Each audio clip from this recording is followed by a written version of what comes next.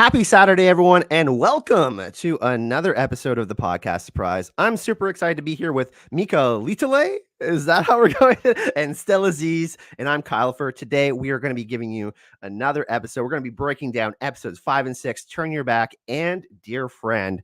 Michal is super excited because we got a lot more. Yes, here we talked about the lack of him, but these are some really, really powerful episodes. Before we get into the breakdown, we do have two versions of the podcast. The one you see here on YouTube today when we're live with you, interact with the live chat, and also anchor.fm where we have our downloadable version of the podcast. So highly recommend you go check that out. We got, I think 23 or 24 episodes now, a nice playlist for you. We've covered the first 2 books of The Witcher. If you want to get into the books, we highly recommend that. But now we're going to be reviewing some TV show episodes, and we got this one, we got this pod, and then we got another one, and then the kind of award ceremony. So we're getting towards the end of the coverage for The Witcher season 2, guys, and that's really exciting. We're getting into the meat of the season. Yeah, it's really fun. These watching them a second time through, third time through, however many times it's been now, I've kind of lost track. My brain is no longer struggling to fit everything into what I expected from the books, and that's makes it more fun. You know, like I'm like, because it often like it's threatened to do stuff from the books, and then it kind of veers away, and then it veers back. So that's kind of with that, it kind of drags your expectations back and forth a bit, but not now. The second time, third time through, you don't have those expectations, and you can focus more on what they're trying to do, and that's making a lot of things more clear, and I'm having a lot more fun with that. And Michal is nodding. Yes, that's yes, that's a nod. Yeah. Yes. Yeah. No, I think it is really cool to see the pieces start to come together, and like you can see, what they were aiming for and kind of how they got there. I've definitely been enjoying this rewatch. We've been talking about this season somewhat being a setup season for what season 3 is obviously probably going to be one of the biggest seasons of The Witcher. We'll talk about that in future episodes, but these next 2 episodes that we're going to talk about here had a lot of really powerful emotional moments, and we've talked about how they really set the atmosphere for that, really start off the season, but we're starting to get into some heavy stuff over these 2 episodes. We're going to break it all down here for you. Before we get into our coverage here, we have two really awesome people being super generous in the live chat. We have Morley. She says, throwing a coin to my favorite YouTubers. Do. Morley. Our Kaer Mora, our solitude of love and compassion. We really, really appreciate you. I thought she was paying you not to sing. Oh, yeah. Toss more coins to that effect, please. I'm not sure how I feel being called a YouTuber, but yeah, interesting. Podcaster. But she said you're a favorite, so there you go. We have Amanda Molyneux just joined her. Actually, our Facebook group, if you haven't checked it out, people in chat, our podcast Surprise community on Facebook, where we have all sorts of memes. We talk about kind of our pre-episode discussions and all sorts of stuff on there. So thank you very much, guys. We really, really appreciate the love, and it all goes into the podcast and towards growing it and making it a bigger and better thing. So shall we start into our Turn Your Back? We got some really interesting stuff here in this episode, and we got a lot more Rience, which is awesome. And we were talking about this privately, and I did this like 5 times in a row. I'm like, ow, that actually really hurts. And then we were having a discussion like, he did that like 15 times. He must be uncomfortable by now. I would actually love to ask that actor, like, how are your fingers? Like, how's it going? Yeah, like that makes me legitimately squeamish. I'm always like anything to do with hands. My mother is a musician, a professor, and so she was always real protective of her hands. They kind of like sunk in when I was a kid. So it's the one thing that gets me watching shows and movies. If something's going on with someone's hands, it might be like, so that was really effective. In other words, so he's an extra good villain for me, this show version of Rience, because that snapping, it's working to like make him like creepy, it makes me squeamish. Like that's effective. So yeah, let's start off. 10 years in Deathless. That's a long friggin' time, huh? The dude is like, so yeah, he's been in there 10 years, yet he's still like, nah, when she's like, I'll let you out if you help he thinks he's helping M here. So he's like, nah, I won't help him. But I won't get out of jail even to help him. It's like, whoa, that he is calls him a false god. He's like, really- I'm not. He's like, I don't buy his shit. Yeah, like you don't even want to get out of jail for that, man. Whoa. But then Lydia says, I don't work for him here. Yeah, and then he says, you know, and I love how he stops snapping when he hears Calanthe is dead. That was also another, the snapping allows you to stop snapping, which makes it, sets up how, you know, a change of mood, whereas, you know, just by establishing that, just by stopping it. So, yeah, that's pretty good. That was a good scene. I like the expanded role of Lydia. They had to, obviously, they can't make her. It's understandable why they didn't keep her telepathy only status in the books carried over from the show. So giving her a working mouth makes sense for book to show change. Michal, let's talk about the setting of the scene. Lydia walks in there. She kind of has a deal for Rience. She's like, "Listen, this is what I want." And what does she offer Rience, Michal? Well, I mean, a way out of prison for one. Since he didn't jump at it already. And she wants him to find a special person, a person Yes. that a lot of people are gunning for. Yes, she's basically like, we have to find Cirilla before everyone else does, because other people are going to start looking for her, including what's his name? Emperor Emir.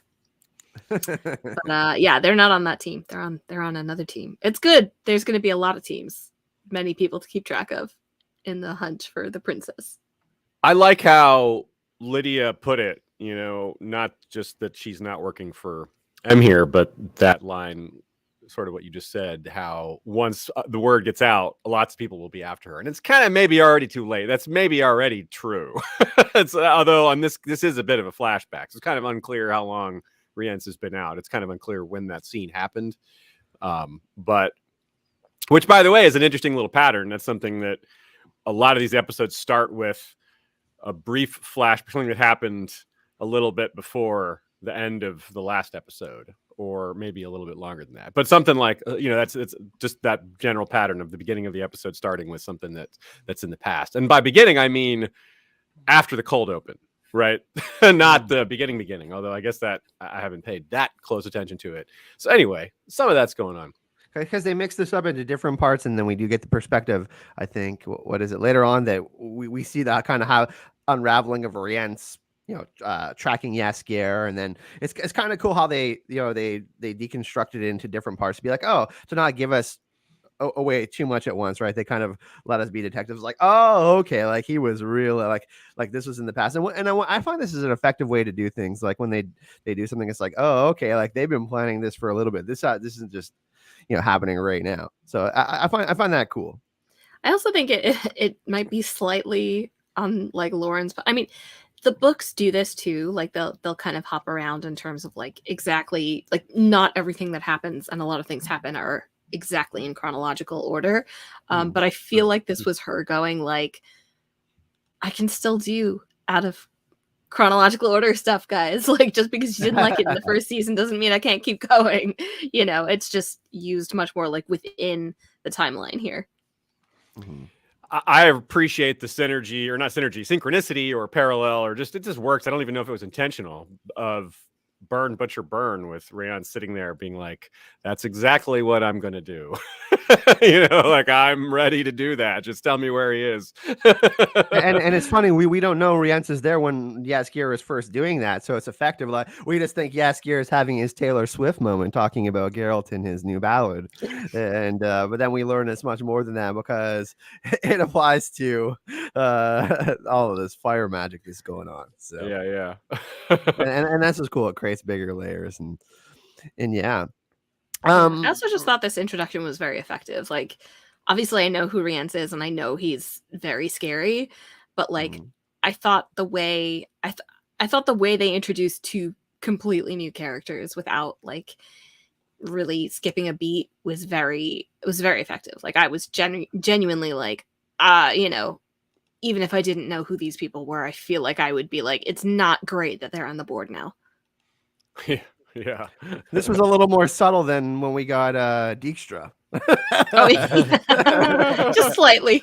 and it's also interesting too because Dietra, is kind of someone who plays behind the scenes, and his introduction was more forward than the Rience introduction is a little bit more subtle, but he's actually a much more, he's like balls to the wall kind of attack dog, a thug, So it's really interesting how they did that. It made the setting and the atmosphere like, oh, I really fear this guy, like what this guy is capable of, Yeah, he looks villainous. I mean, that guy that he looks intense, and then the snapping and the fire, and just he's clearly pretty quickly shows how,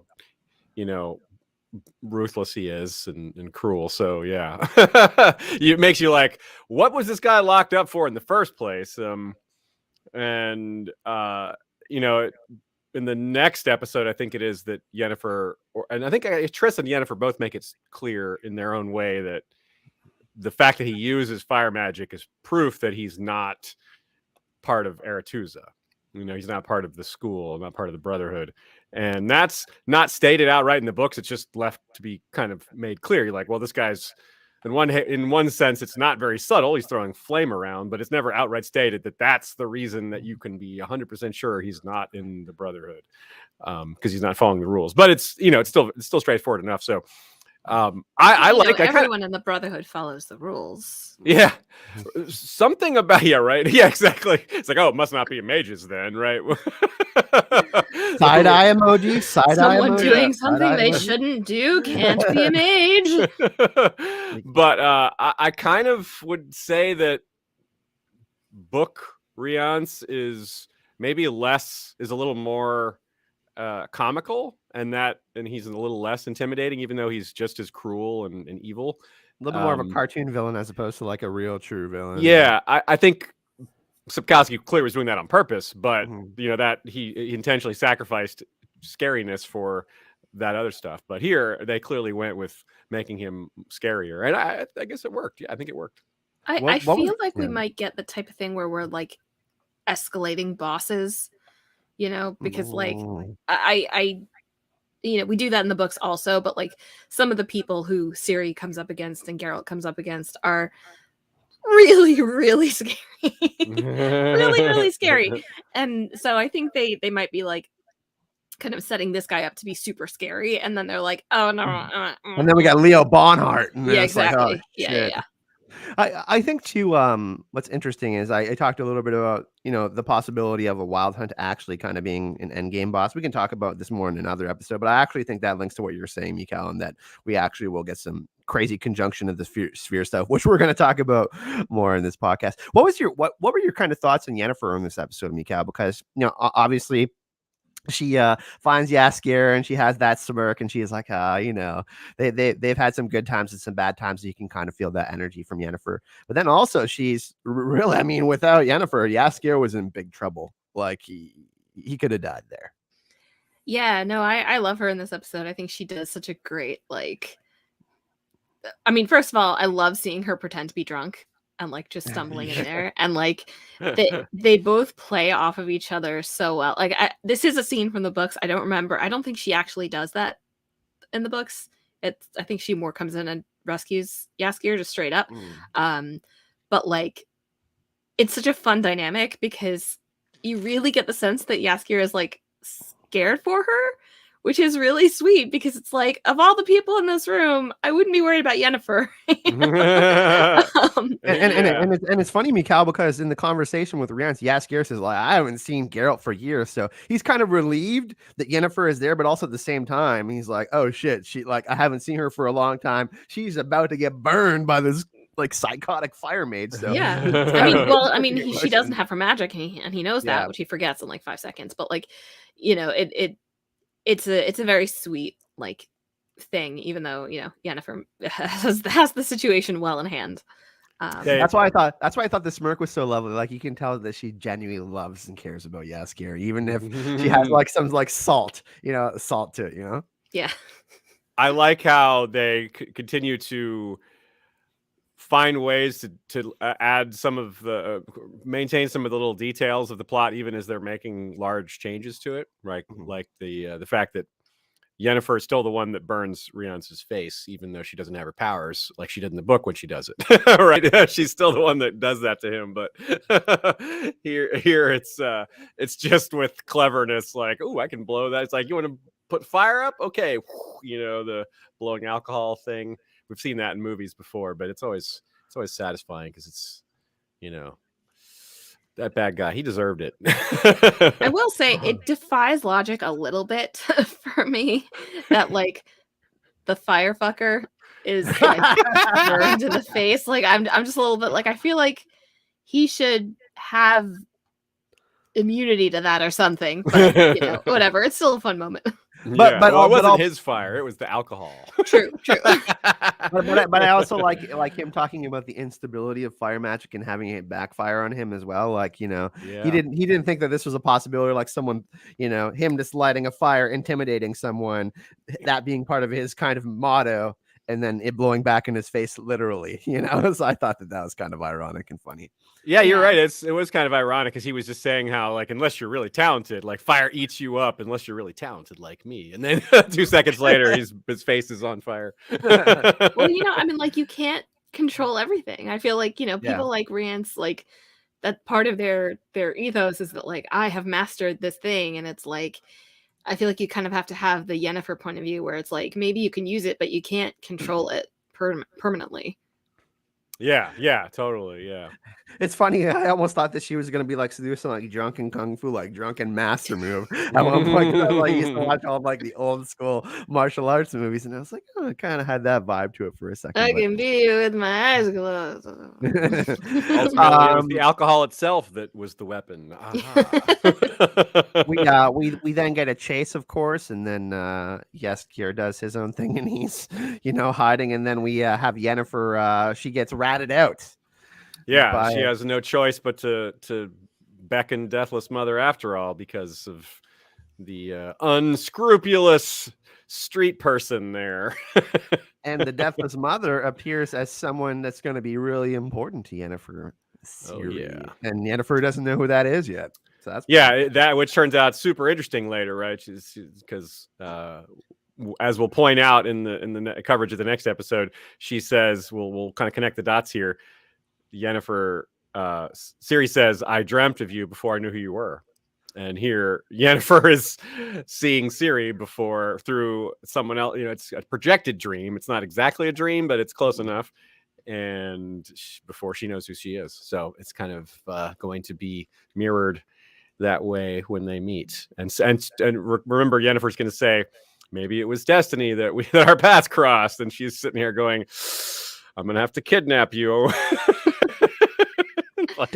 Deathless Mother takes some really big digs, though. All alone in a world that hates you with no way to protect yourself. Like really just like putting the finger in the wound, Yeah, there's lots of torture throughout this season, both physical and magical, and this mental kind of torture, this sort of like psychological torture. So yeah, it's we really get the buffet of of torture. It's pretty effective. We haven't even met the rats yet, so. Oh boy. Yep. Or been in like the laboratories or whatever else. Yeah, or Bonfire. We're totally going to see the laboratories next season, right? I feel like that's going to be. Yeah. So what do you guys think tipped Yennefer over the edge there? Well, mostly just because she was captured. She had to escape. Like she was going to be. The elves were being rounded up, I think, and before that, we skipped over this brief slightly. She saw elven children getting rounded up and tried to cast a spell, and of course, it didn't work. So, and her hand is twitching, and she's trying so hard, and you can see the effort she's putting into it, and it's like, okay, this is like you can see how there's a certain amount of frustration you can take as someone who's like Yennefer of Vengerberg, who literally swung the Battle of Sodden. Yeah. Like if it wasn't for her, people would be, mages would be done for. So it's really similar to what you said last time, Kyle. It was pretty well put when you talked about how Ciri had been strong for a while, and then when just a little bit of teasing kind of set her off because it was it was a different sort of reaction, a different sort of stimulus for her. And so but you like you said you pointed out that it was a whole bunch of different things. She'd taken a lot of hits, and it was finally that was a straw that broke the camel's back kind of thing. And I think it's a similar thing for Yennefer here. She's just had so many.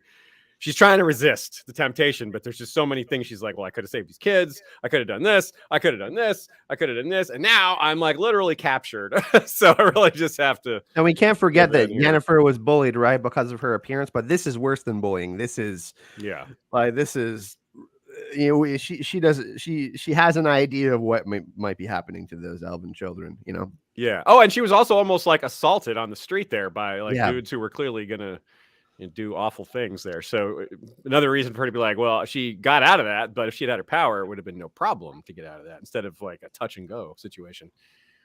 Yeah, I sort of anticipated it being something a little stronger, because it's not like she hasn't been in tight spots when, I mean, like the end of episode 4 is a very tight spot for her, and she like manages to get out of that.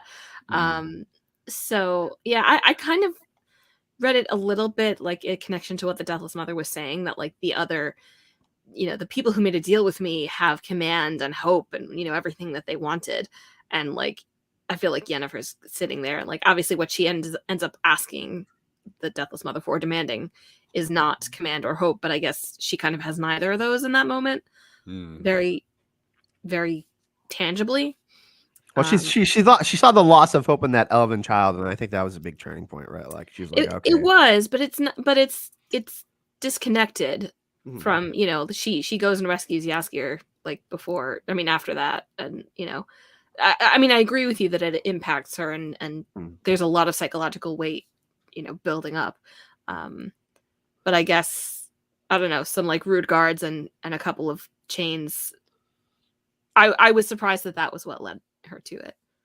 We also get I'm the key to getting your power back, which is, Yennefer clearly has been searching for the power back, and a great deal more than that. Something we heard Geralt say, you're much more than what you think, Ciri. So this is another play on that and the kind of continuation of that thread. Yeah, and it's also just additional temptation. It's like, not only will you get your power back, that I'm needling you in a variety of ways and proving how much you need it and how much harder your life is without it, but also it'll be even more. So he's like, all I gotta do is get this one girl. That's all it takes. And then, like, yes, you could argue that's really selfish. He's like, you're gonna sacrifice this girl just for yourself, but framed in the context of, I also could save all these elven children. It's like, well, one girl versus all these other girls. Like she can rationalize it pretty easily, saying, well, if I go out with my power and save 100 young people, then I have justified sacrificing this one girl. I mean, that's not the worst rationalization ever. It's obviously problematic, but if she were to have actually followed through on something like that, then, well, I don't know. It's a thorny question philosophically. So I kind of wonder if, like, part of the reason I think this works is because the Deathless Mother is showing Ciri literally a random person. And, like, part of what hits her so hard when in the next episode is her seeing that this isn't a random kid. This is Ciri, child of Geralt. And, like, who she has, not physically, but like spiritually interacted with already. So I wonder, like, if she had known that, would she have like gone after her? Because I think Yennefer gets a lot of stick for her choices at the end of the season. And I get that, because obviously she's doing the wrong thing. But like, I do think that it's kind of like a Ned Stark kind of calculus, where like that, I think it's one of his last chapters, or when it's when he's talking to Cersei, I think, in the garden, and he's like, I can say that I wouldn't sacrifice nameless, faceless children for my daughters, but like, I don't know that that's true.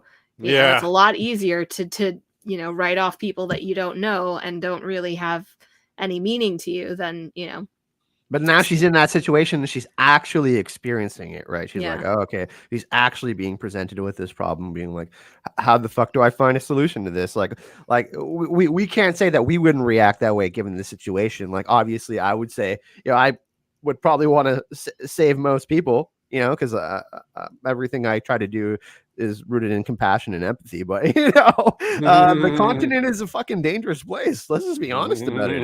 Let's look what elves are being rounded up. So Yeah. shall we move on to Istredd and Geralt? Let's do it. Yeah, there's I- more Shard of Ice stuff here, huh? The Buddy comedy we didn't know we needed. the bromance. No, Michal's gonna shut me down. I was saying that. This is nice how it's adapted in that it's not so bitter as it was in the books. The two are both like, as you described it, Michal, it's kind of Geralt's breakup episode, and Istredd's in the similar spot, and he's almost suicidal, if not, you can almost take away the almost and or almost not almost. And yeah, so you're right, this is more like they're ribbing each other rather than genuinely like seeing each other as enemies, or you know, not even enemies isn't the right word, as one of us has to go. Like we can't coexist. That's clearly not happening here. They're not like in love with each other. They're not friends, but yeah, there's funny banter. They don't hate each other. They just they're not. There's not one or the other trying to be the alpha male necessarily in the situation. They're like, but it is interesting because, you know, we've talked about, we like both characters and they both have great qualities and they both seem to be genuinely good men. And, you know, Yennefer has her faults too. So it's funny when they interact. It's like, oh, okay, could these guys get along? Well, they actually can. Well, it's also a little bit like the tension of humor, which is like, you know, the Hitchcock thing about like, if you put a bomb under a table, that's a surprise. But if you put a bomb under a table and then two people walk into the scene and sit down and don't know that there's a bomb under the table, that's like suspense. And like, so this is like, neither of them actually know. All of their interactions in the story are defined by the fact that they are both interested in Yennefer. But it kind of is, but neither of them know that this time. So it's very interesting. They're kind of like, there's something about this guy that really pisses me off, but I don't know what it is. But also I kind of vibe with him, and like, you know, because they are effective together. And I don't know, I really like, I think they're both obviously like obviously great actors, but I thought they had great chemistry. They're both interested in the same things, the conjunction spheres. It's funny how it all starts too, because Geralt brings in the head of the myriapod, and Istredd is like, and he's like, "Who sent you?" He's like, "Triss." He's like, "Is this a fucking prank, man?" Like, it's really funny how it starts off, and then Geralt's just like, plot. The head's like, "Oh, this is an elaborate prank if it's a prank." At that point, yeah, you're right. Like there is a grudging respect going both ways, because clearly, you know, Geralt's a Witcher, which just by the fact that you're a Witcher means that you are tough and fast and have killed monsters. So that at least you have there's a high floor. At least you may not be a good person, but you don't want to just out. You know, there's at least a certain level of competence that's implied just by your existence. Similar with the mage, although but Geralt doesn't like mages that much, except that this guy starts talking science and clearly shows off knowledge that is more of the I'm interested in the world than I'm interested in, you know, great power for myself. He doesn't come off as like a Stregobor. He doesn't come off as selfish. And that's also a big part of their relationship, right? That we were talking about the framing of this thing, what makes it more lighthearted, I think also is that the stakes are way higher here. They're not fighting over, Yennefer does come up at the end. They're like, oh, Yennefer, Yenna, that great moment. But they're talking about the monolith stuff and this conjunction of spheres. None of that happens in Shard of Ice. So there's just much bigger world shaping events happening that kind of make their whatever relationship stuff could come up would seem kind of small. Well, there's a literal scar in the earth that's fucking like, that's what like he calls it, right? Feet wide, He says this changes everything, Witcher. It's kind of interesting too, because some of the dynamic in the story is like, it's kind of like, is like the jock and the nerd want to date the hot girl, you know, and it's like, which one is she gonna pick? And like, unusually, we're actually seeing the story from the perspective of the jock. But like, they both have those qualities. Like, you know, Geralt has that line, like, I do read, and like, you know, he's obviously not an idiot, and you know, and also, you know, Istredd shows off some of his physical prowess, and like, he's obviously not, you know, in like incapable of defending himself. Nor is he a coward or anything like that. Yeah. Exactly. Yeah. Yeah. So I thought that was really funny. It's yeah.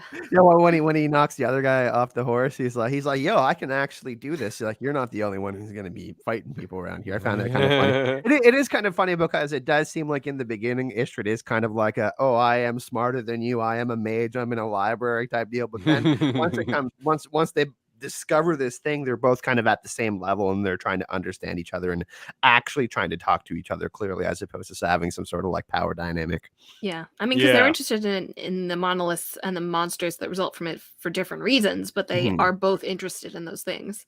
Yeah, and that's part of what brings Geralt around a little bit on Istredd, is he clearly knows what he's talking about. Some of the things that start to he says, I think it might be this, and then there's evidence of that he's right that pops up almost immediately.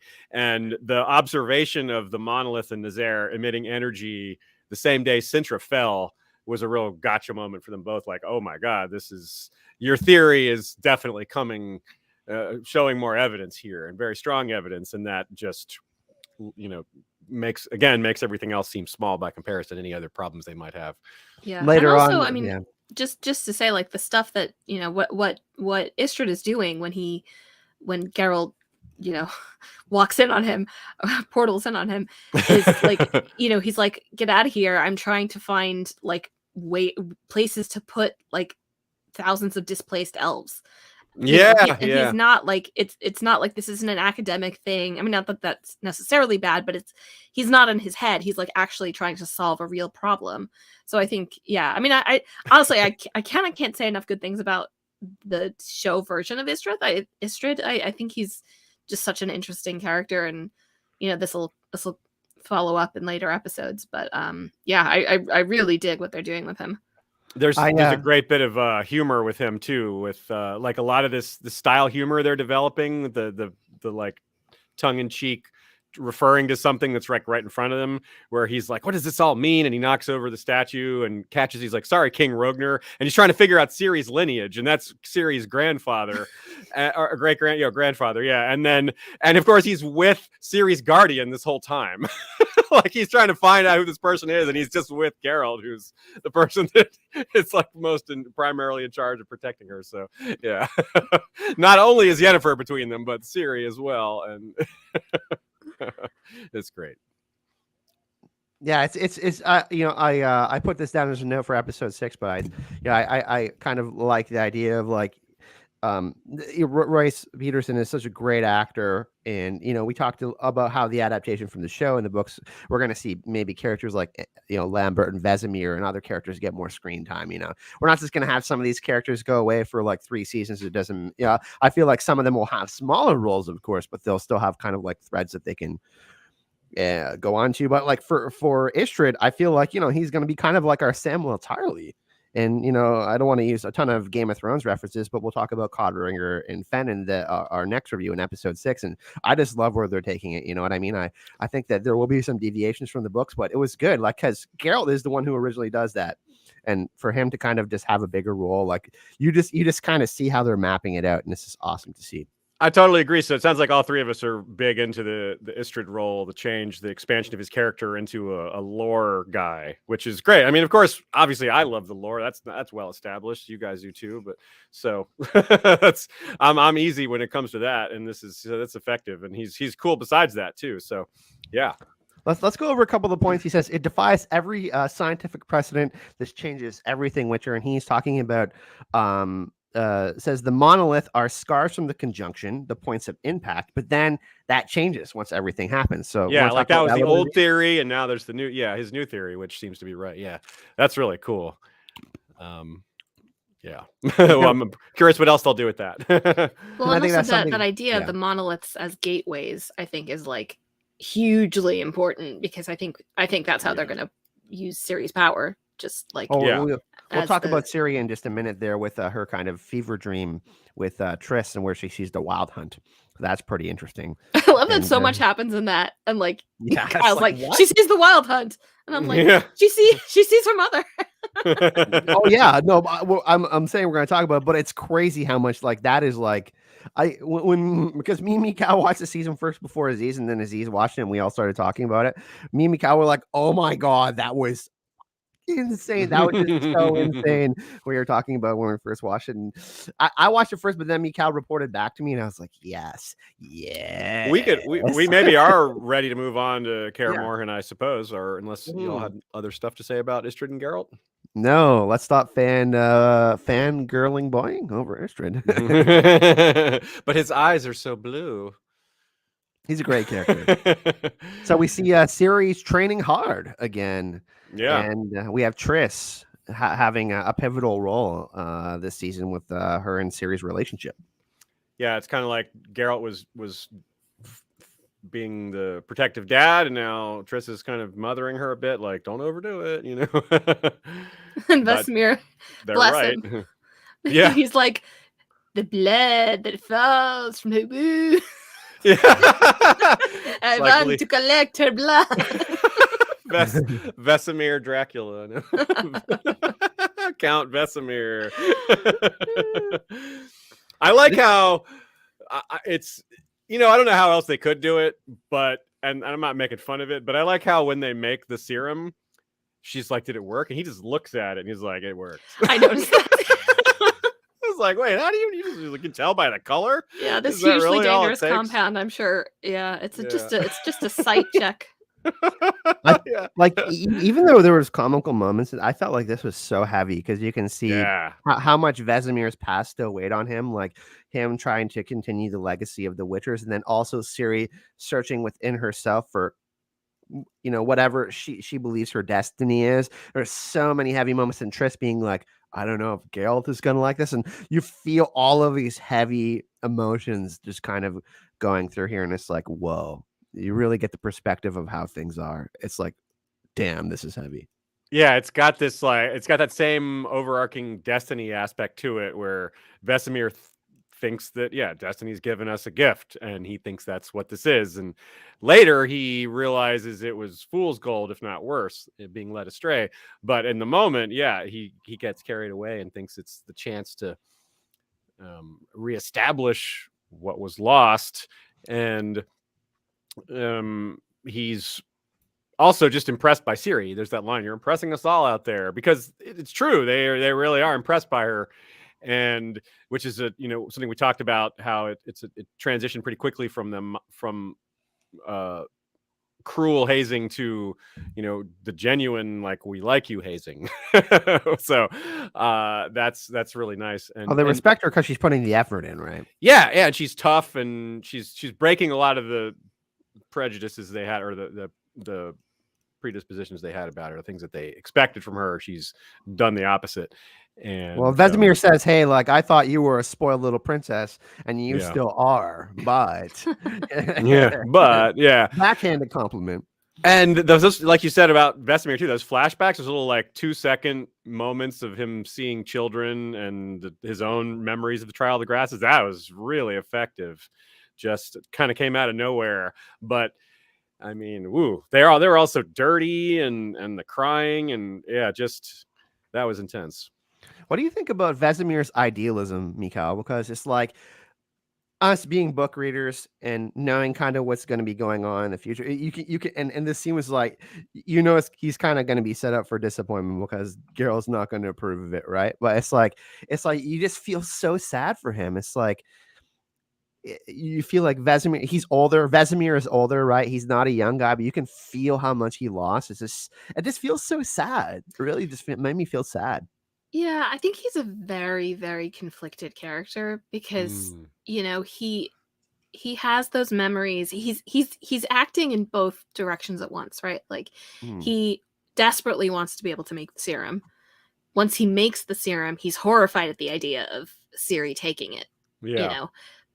But that of itself is a little bit backward, because it's like, well, who did you think was going to take this? Like the idea was that somebody would, and like, again, it's a little bit of an echo of Yennefer not being as impacted because she doesn't know who Ciri is, whereas Vesemir has been hanging out with Ciri and watching her and helping her for show length of time that is unspecific.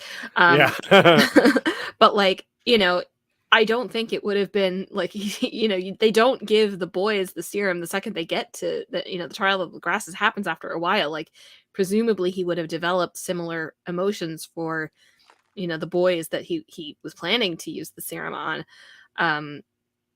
And yeah, I mean, I feel like the scene where he tries to give, or where he is about to give Ciri the serum is like, is really interesting, because you can tell he wants to do it and he doesn't want to do it at the exact same time.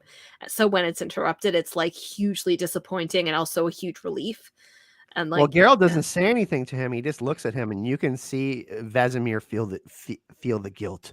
He's yeah, like, "Well, I really fucked up." He's yeah, like, "Geralt is like a son to me, and I almost did this." He's like, "My mind." You could tell his like, "My mind was clouded. I never should have done this." yeah. You Well, could the kind Yeah. of reason feel he it there. says the reason he says he can't do it initially is not because Ciri is a girl, it's because you're Geralt's child. Yeah. And like, you know, That's it's different. Yeah. It's she's not just a random orphan, like kind of like they were. And that is the difference, you know, whether it's an ethical difference is one thing, but it is a difference in terms of their personal relationships. And there's a couple of interesting things I think that push Ciri towards taking the injection, that she's able to argue if convincingly. One is that I'm never going to be able to stand up to these problems. I'm never going to be able to run away from them. I have to either face them or die trying. And what's really the difference if I die from this injection or die fighting those problems more directly? It doesn't really matter. If she's going to die, she's going to die. It doesn't really matter when, which is that's a pretty decent argument.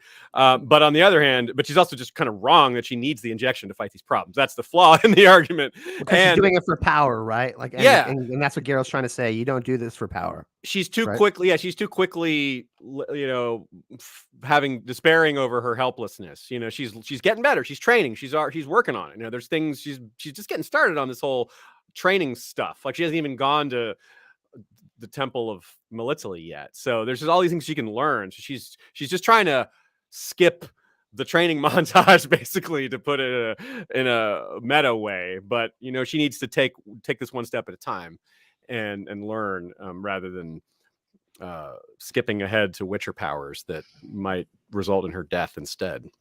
You know what's really interesting about this is I felt like, you know, Henry Cavill has been so great as Geralt, but this moment for me was like the number one moment where it's like, oh, Witcher's, you know, they're supposed to be perceived as having no emotions, and he it's just like, holy crap, he's like really giving his whole heart to Ciri. He's like, this is not how we do it in life.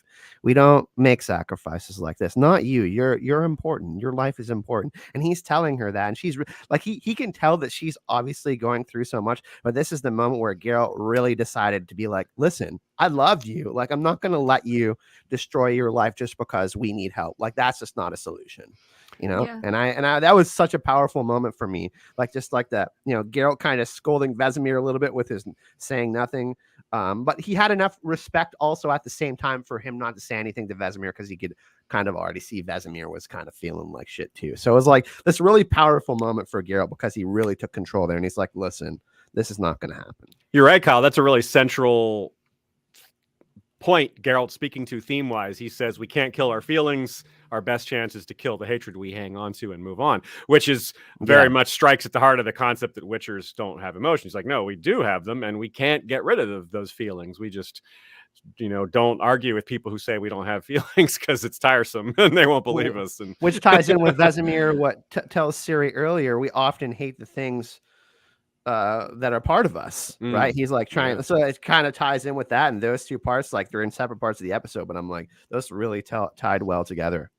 Yeah, I mean, I would still argue that there's a certain amount of hypocrisy at the heart of witchering. If you're going to, I guess, establish these relationships with the trainees as legitimate and not just like kids you're feeding into a meat grinder and seeing what comes out.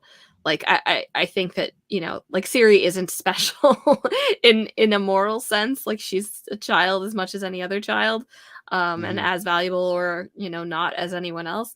But I do think that it ties into what Vesemir is dealing with, which is, kind of the question of who you sacrifice and for what reason.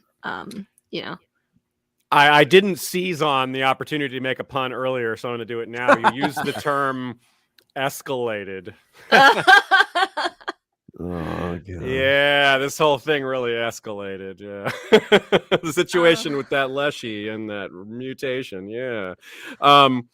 Also, so let's talk about this dream, because the Yeah. Sorry, dream can I just say one thing? Yeah, my bad. Yeah, go ahead. Yeah, just about Ciri and her motivations. So we talked a lot when we covered Shard of Ice about the suicidal themes and whatever that is in that story. It's kind of an idea of not wanting to live anymore because your life isn't satisfying to you, or you can't have what you want. And it's not present in these interactions here with Geralt and Istredd, but I think it is with Ciri. Like, I think she is. I mean, I don't want to go so far as to say that she's suicidal, but I think she is reckless to the point of suicidal, because what she tells Geralt is that she doesn't want to feel anymore. I agree. And, Feel like, pain, that, right? Yeah, exactly. And like she's kind of trying to take, if she can't be like super powerful, then at least she can not feel, the cost of the pain that she's caused. And I think that's what she's the core of her desire to become a witcher, so to speak. That's why Geralt is the perfect mentor, because he has dealt with so much pain in his life, and that's why he stops the situation. He's like, listen, I'm not going to allow you to make any grave mistakes here. You're still a princess and you're still Ciri. And the dream really inflames all of this too, because at the end of the dream, we'll go through the details, but we know how it ends, which is that Ciri and Triss is like freaked out, like, you're going to be the death of us all. That's another thing that drives Ciri towards taking the injection. She's like, well, maybe it wouldn't be so bad if I died, because apparently I'm going to be the death of us all. So it takes even more of the risk away in her mind, that like, well, what am I really giving up here? If I'm a threat to the whole world, then maybe, then why is my life so precious? So that's another notion that is difficult for her to dispel so easily, when the person that's like, hey, let's go into this dream world, she says genetic memories that tell the story of who you really are, and she's all bright and pleased about the option, like, no, you don't have to do this, you can do this instead. And then at the end of it, she's like, you're gonna kill us all.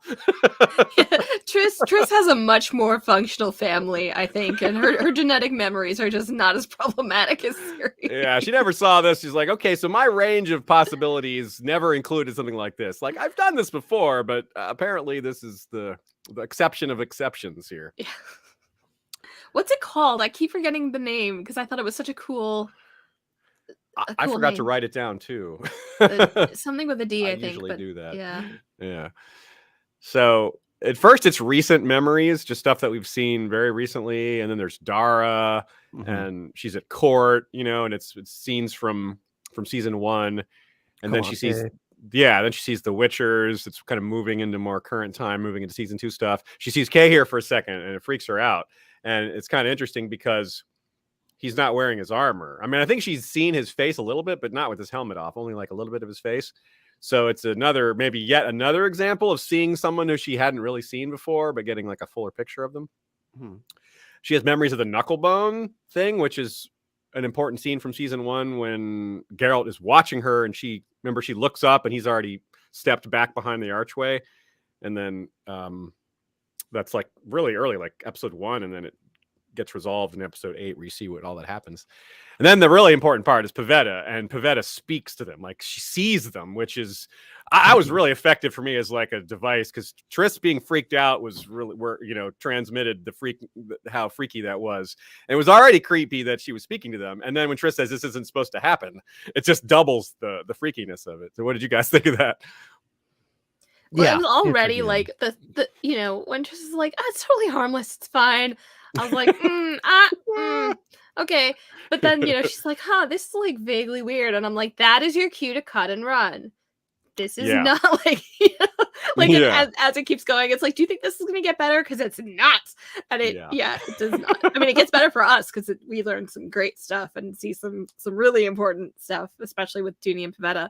But like, Yeah, I question Triss's judgment, to be completely honest with you. Yeah. I wonder if she had. Well, yeah, maybe if she could have pulled the plug. I wonder if that was already out of her control. Yeah, maybe Or not. at some Yeah. point that she couldn't let go. I don't know. It's interesting because you're right. Like if she could have cut it, she didn't. She should have sooner, but maybe she couldn't.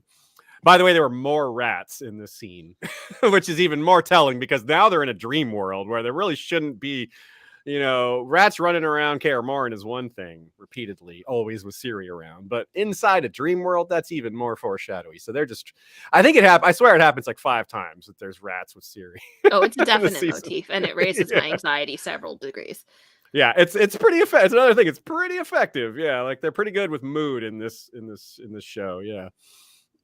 Well, because it's also just like, I mean, when we get to the in the reread, the rats were so distressing to me that Ciri goes through a lot, but I think the rats were some of the I found it the hardest to read, and so I'm like we're going there. In a lot of ways, it's the most realistic, and that's what makes it the most like yeah. yeah. I have a whole thing in my head about how it's like kind of Sapkowski's parallel to Martin's Broken Men.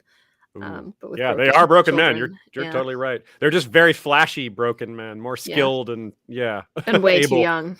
Yeah, and true. Yeah, we'll have a lot to say about that when we get there. If we don't stop ourselves now, we'll just keep going.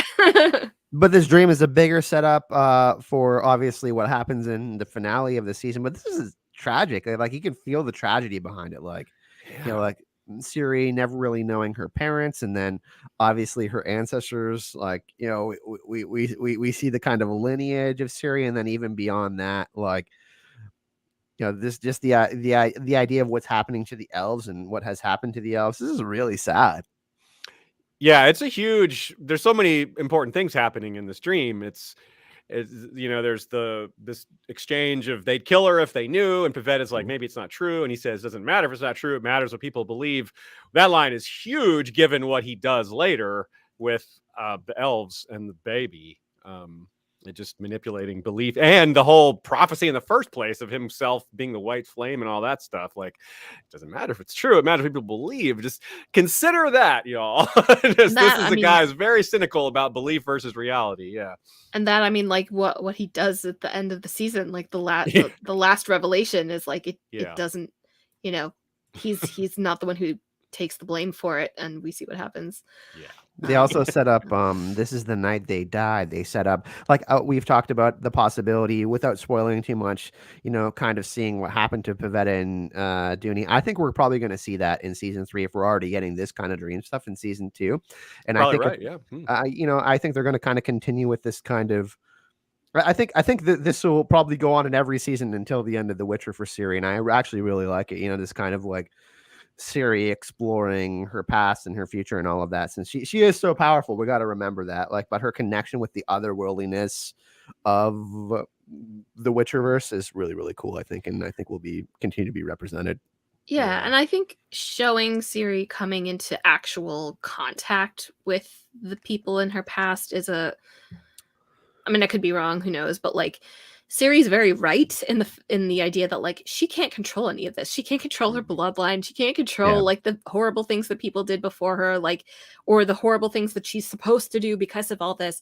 So putting her into more direct contact, like seeing Lara Dorren and seeing her dying and hearing the prophecy herself, I think adds not necessarily agency, but at least a little bit of personal stakes, as opposed to just like in the books we get very long like conversations of people talking about genetics, and Ciri's never involved. So it's I think this might be I think helpful in that direction. I think they're actually leading us to a point where Ciri will have a conversation with her mother, and this is a kind of a common thing for protagonists. We see this with Superman and his father, and all sorts of other characters throughout all sorts of different fandoms. And I think there will be a point where Ciri will have to make a choice in her story, and she will have to.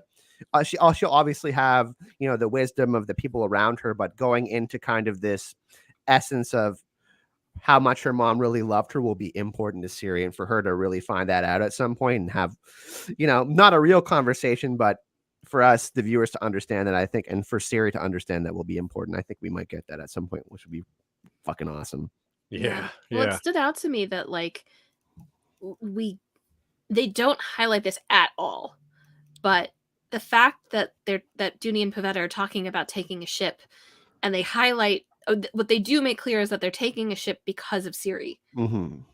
And the unfocused question that they turn away from is, why did they leave and why did they die if they didn't have Ciri with them, if the whole point of leaving was having Ciri with them? Yeah. Yeah, and that's like I on rewatch I really appreciated that little like crack in the mystery.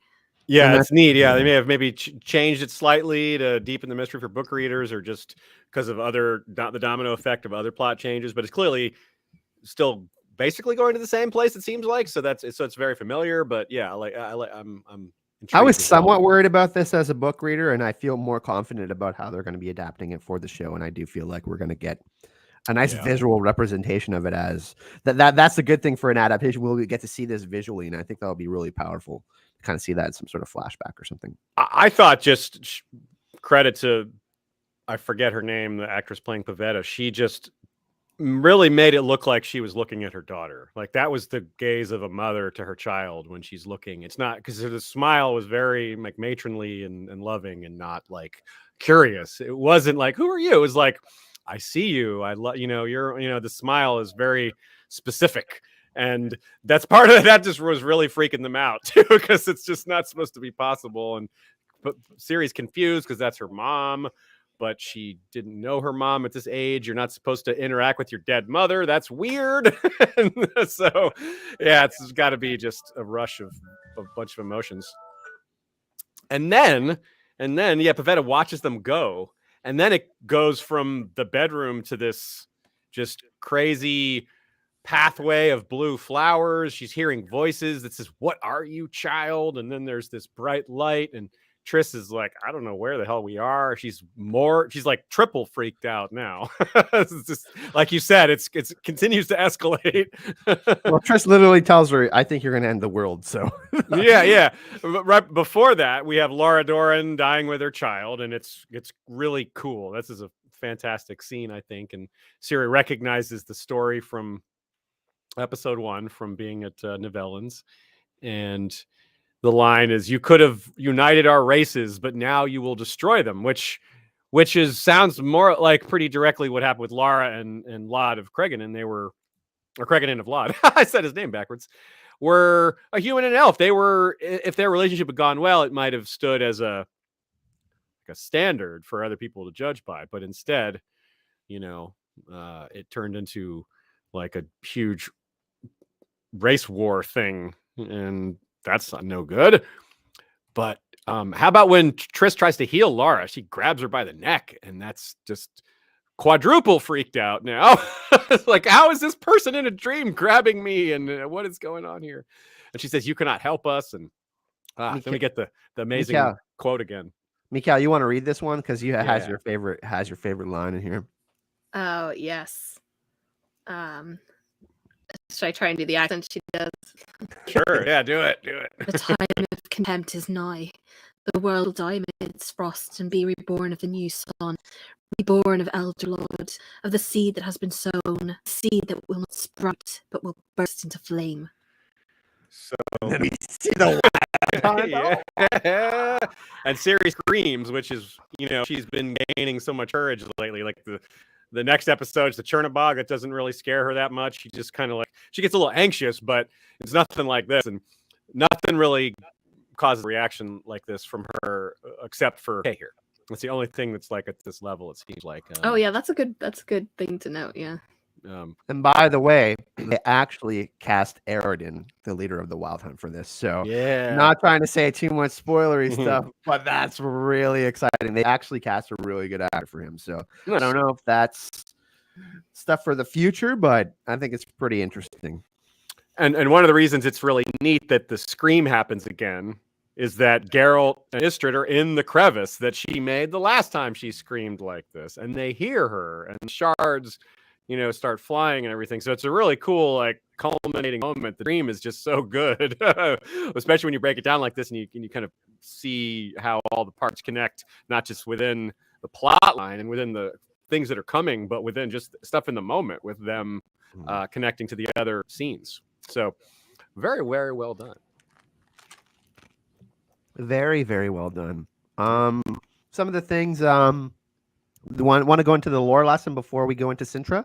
Yeah. So it's basically what we hear is that the conjunction of the spheres happened, beasts came in, and then mages weaponized them, and then that went too far and destroyed too many things. It got out of control. Then mages weaponized men, right? which is witchers, right? Yeah, like you said, 300 years ago, and that's when Vesemir shows Ciri the flower and tells her basically the story of Nightmare of the Wolf, but an abbreviated version of it.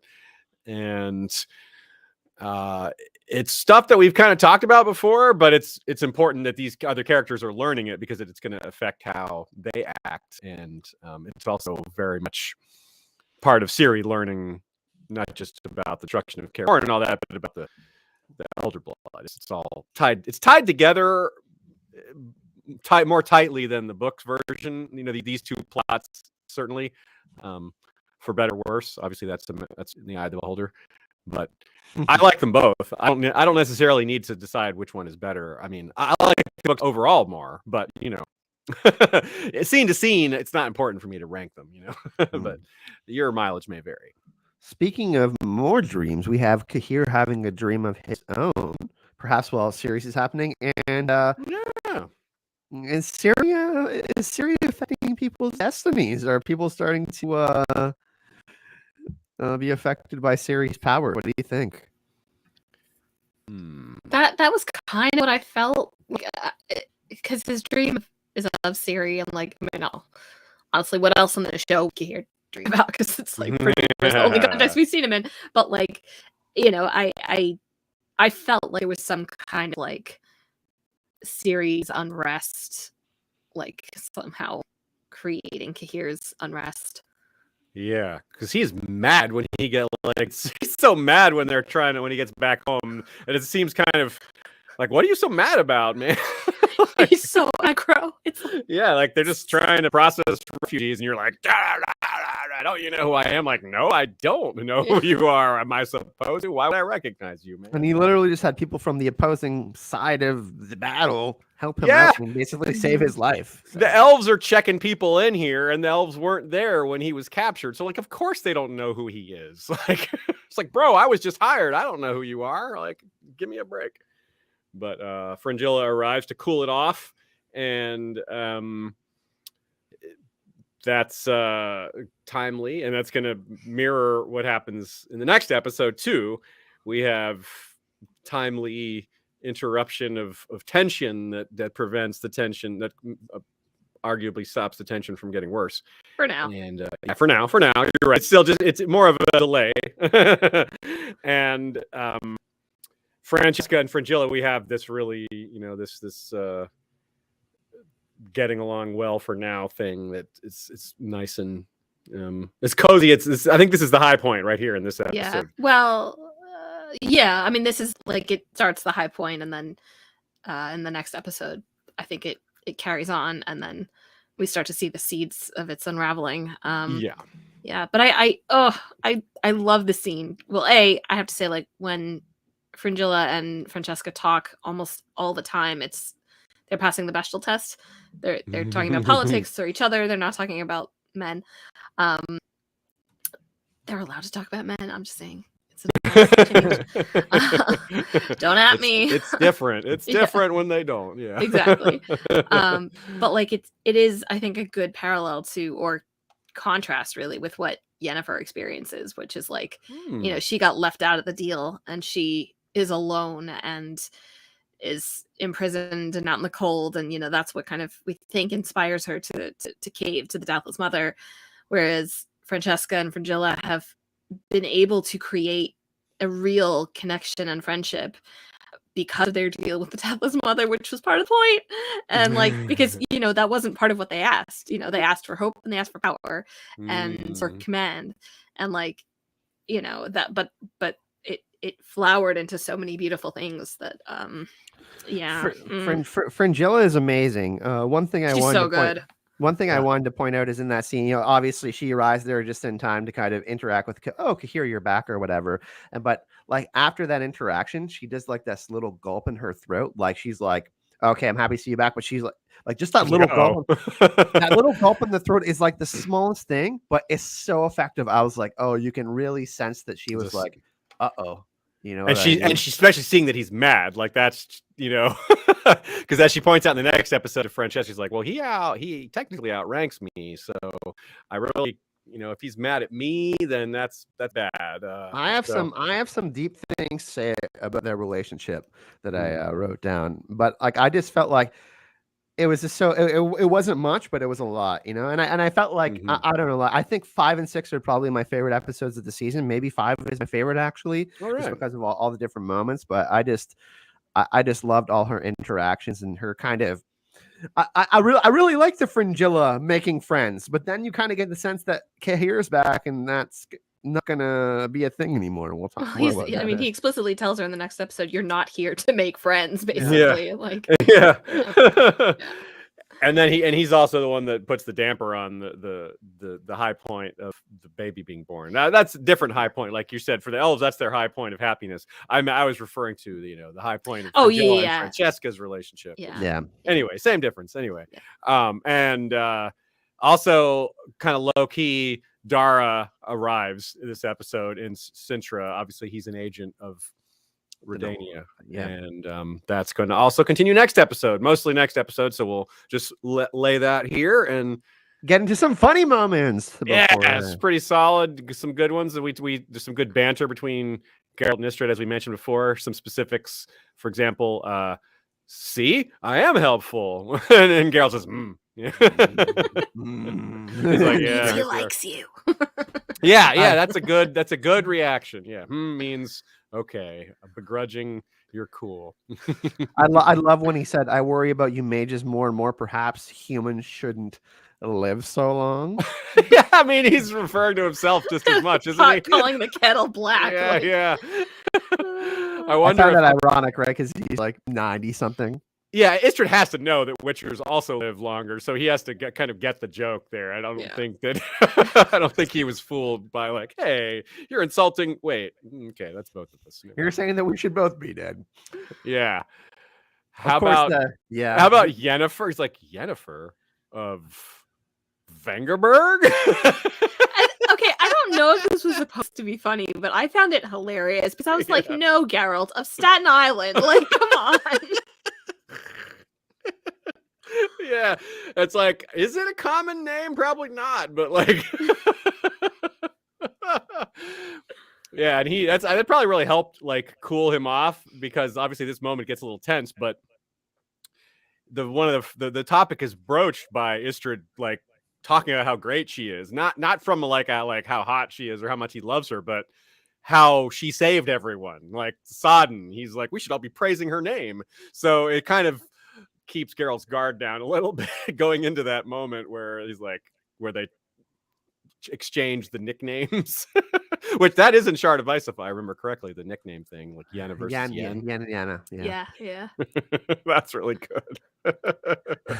And then we have Jaskier. You don't get to play the damsel in distress. That's my job. such a friggin' drama queen, man. Yeah, and then when the gang or whatever try to attack them, and she just kicks that guy in the nuts and runs off, Jaskier goes, God, she's scary. Like, yeah, well, you don't want to mess with her even when she doesn't have powers. So. Yeah, something I just found randomly very funny is when Istredd calls Geralt Mr. Rivia. Yeah, Mr. Rivia. I'll respect Mr. Rivia. I didn't know Mr. was a title in the Witcher I know, world. right? It's like, this is just wrong on so many levels. Like, not Mr., not Rivia. Like, none of this is accurate. Speaking of Misters, Michal. Yes. Well, we have a sponsorship today. And it's perfect for those among you who would consider yourselves, firefuckers, because if you're that, you don't really want to be extra hairy. So You guys take it away, and I'm just gonna mute for now. That's a good point. You don't want to shave with fire. You don't want to try what Rience did, and snapping your fingers isn't good enough. So you need a quality razor. Manscaped, everyone. Manscaped. Manscaped. They have, of course, some of you may have seen their ads. They have the Lawnmower 4.0. I actually use it for my beard trimming, but you could also use it for other parts of your body for hygiene, down below for you men. And I happen to also be wearing their microfiber boxers, which are super, super light. They're like cooling and nice and super comfy and help you move around a lot. Especially right after a shave down there. You might want to you need to let it breathe after. Yeah. I mean, if it's safe down there, it's pretty much, they're basically saying it's safe anywhere. That's kind of that's the highest you can set the bar, which down there, it's kind of funny. The bar is set low, but high. But I believe the lawnmower is a trimming tool capable of shaving a witcher. Or I believe it is. Perhaps even Nivellen. I don't have hair that thick, but it's worked really well on mine. I know kind of when I was younger and kind of through not osmosis, but through just not caring or not making a shift in my behavior, I didn't think too much about razors that I had. So when they sent us this one and I got to test it out, because obviously we're not going to pitch it without having used it. And I was like, wow, maybe I should have been thinking more about the razors I had in the past. It made me think back to like 20 years worth of razor purchases. Like maybe I could have been paying more attention, but also maybe this is just better. That's entirely possible.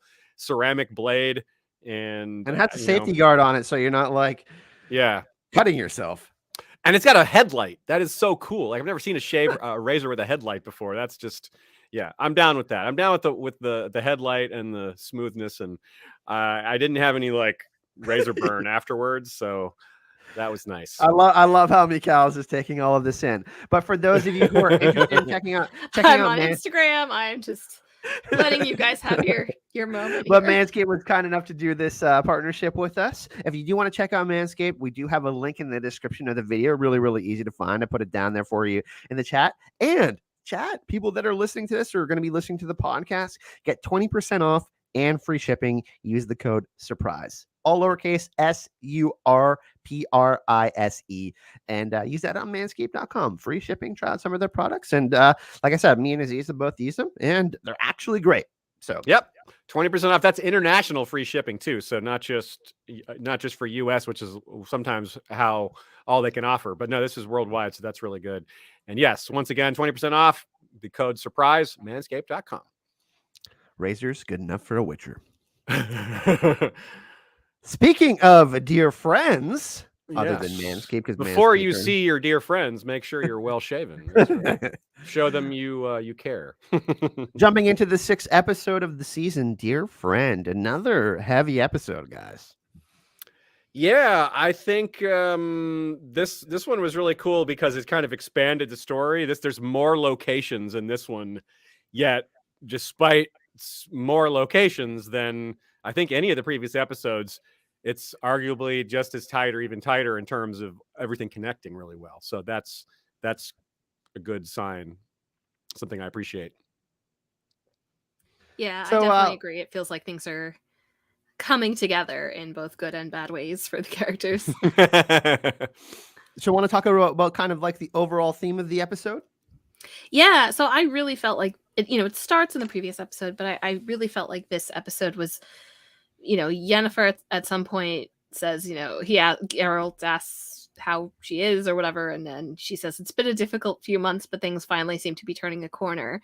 And like, obviously that's a very ironic statement, but like if we take it at face value, it's kind of where everyone's at. Like they are very close to seeing their dreams potentially fulfilled. Like Ciri is at the temple. She could be learning from, Neneki and, possibly Yennefer also. Like they could, she could have Yennefer as her teacher and Geralt as her dad and like be all safe and happy and whatever.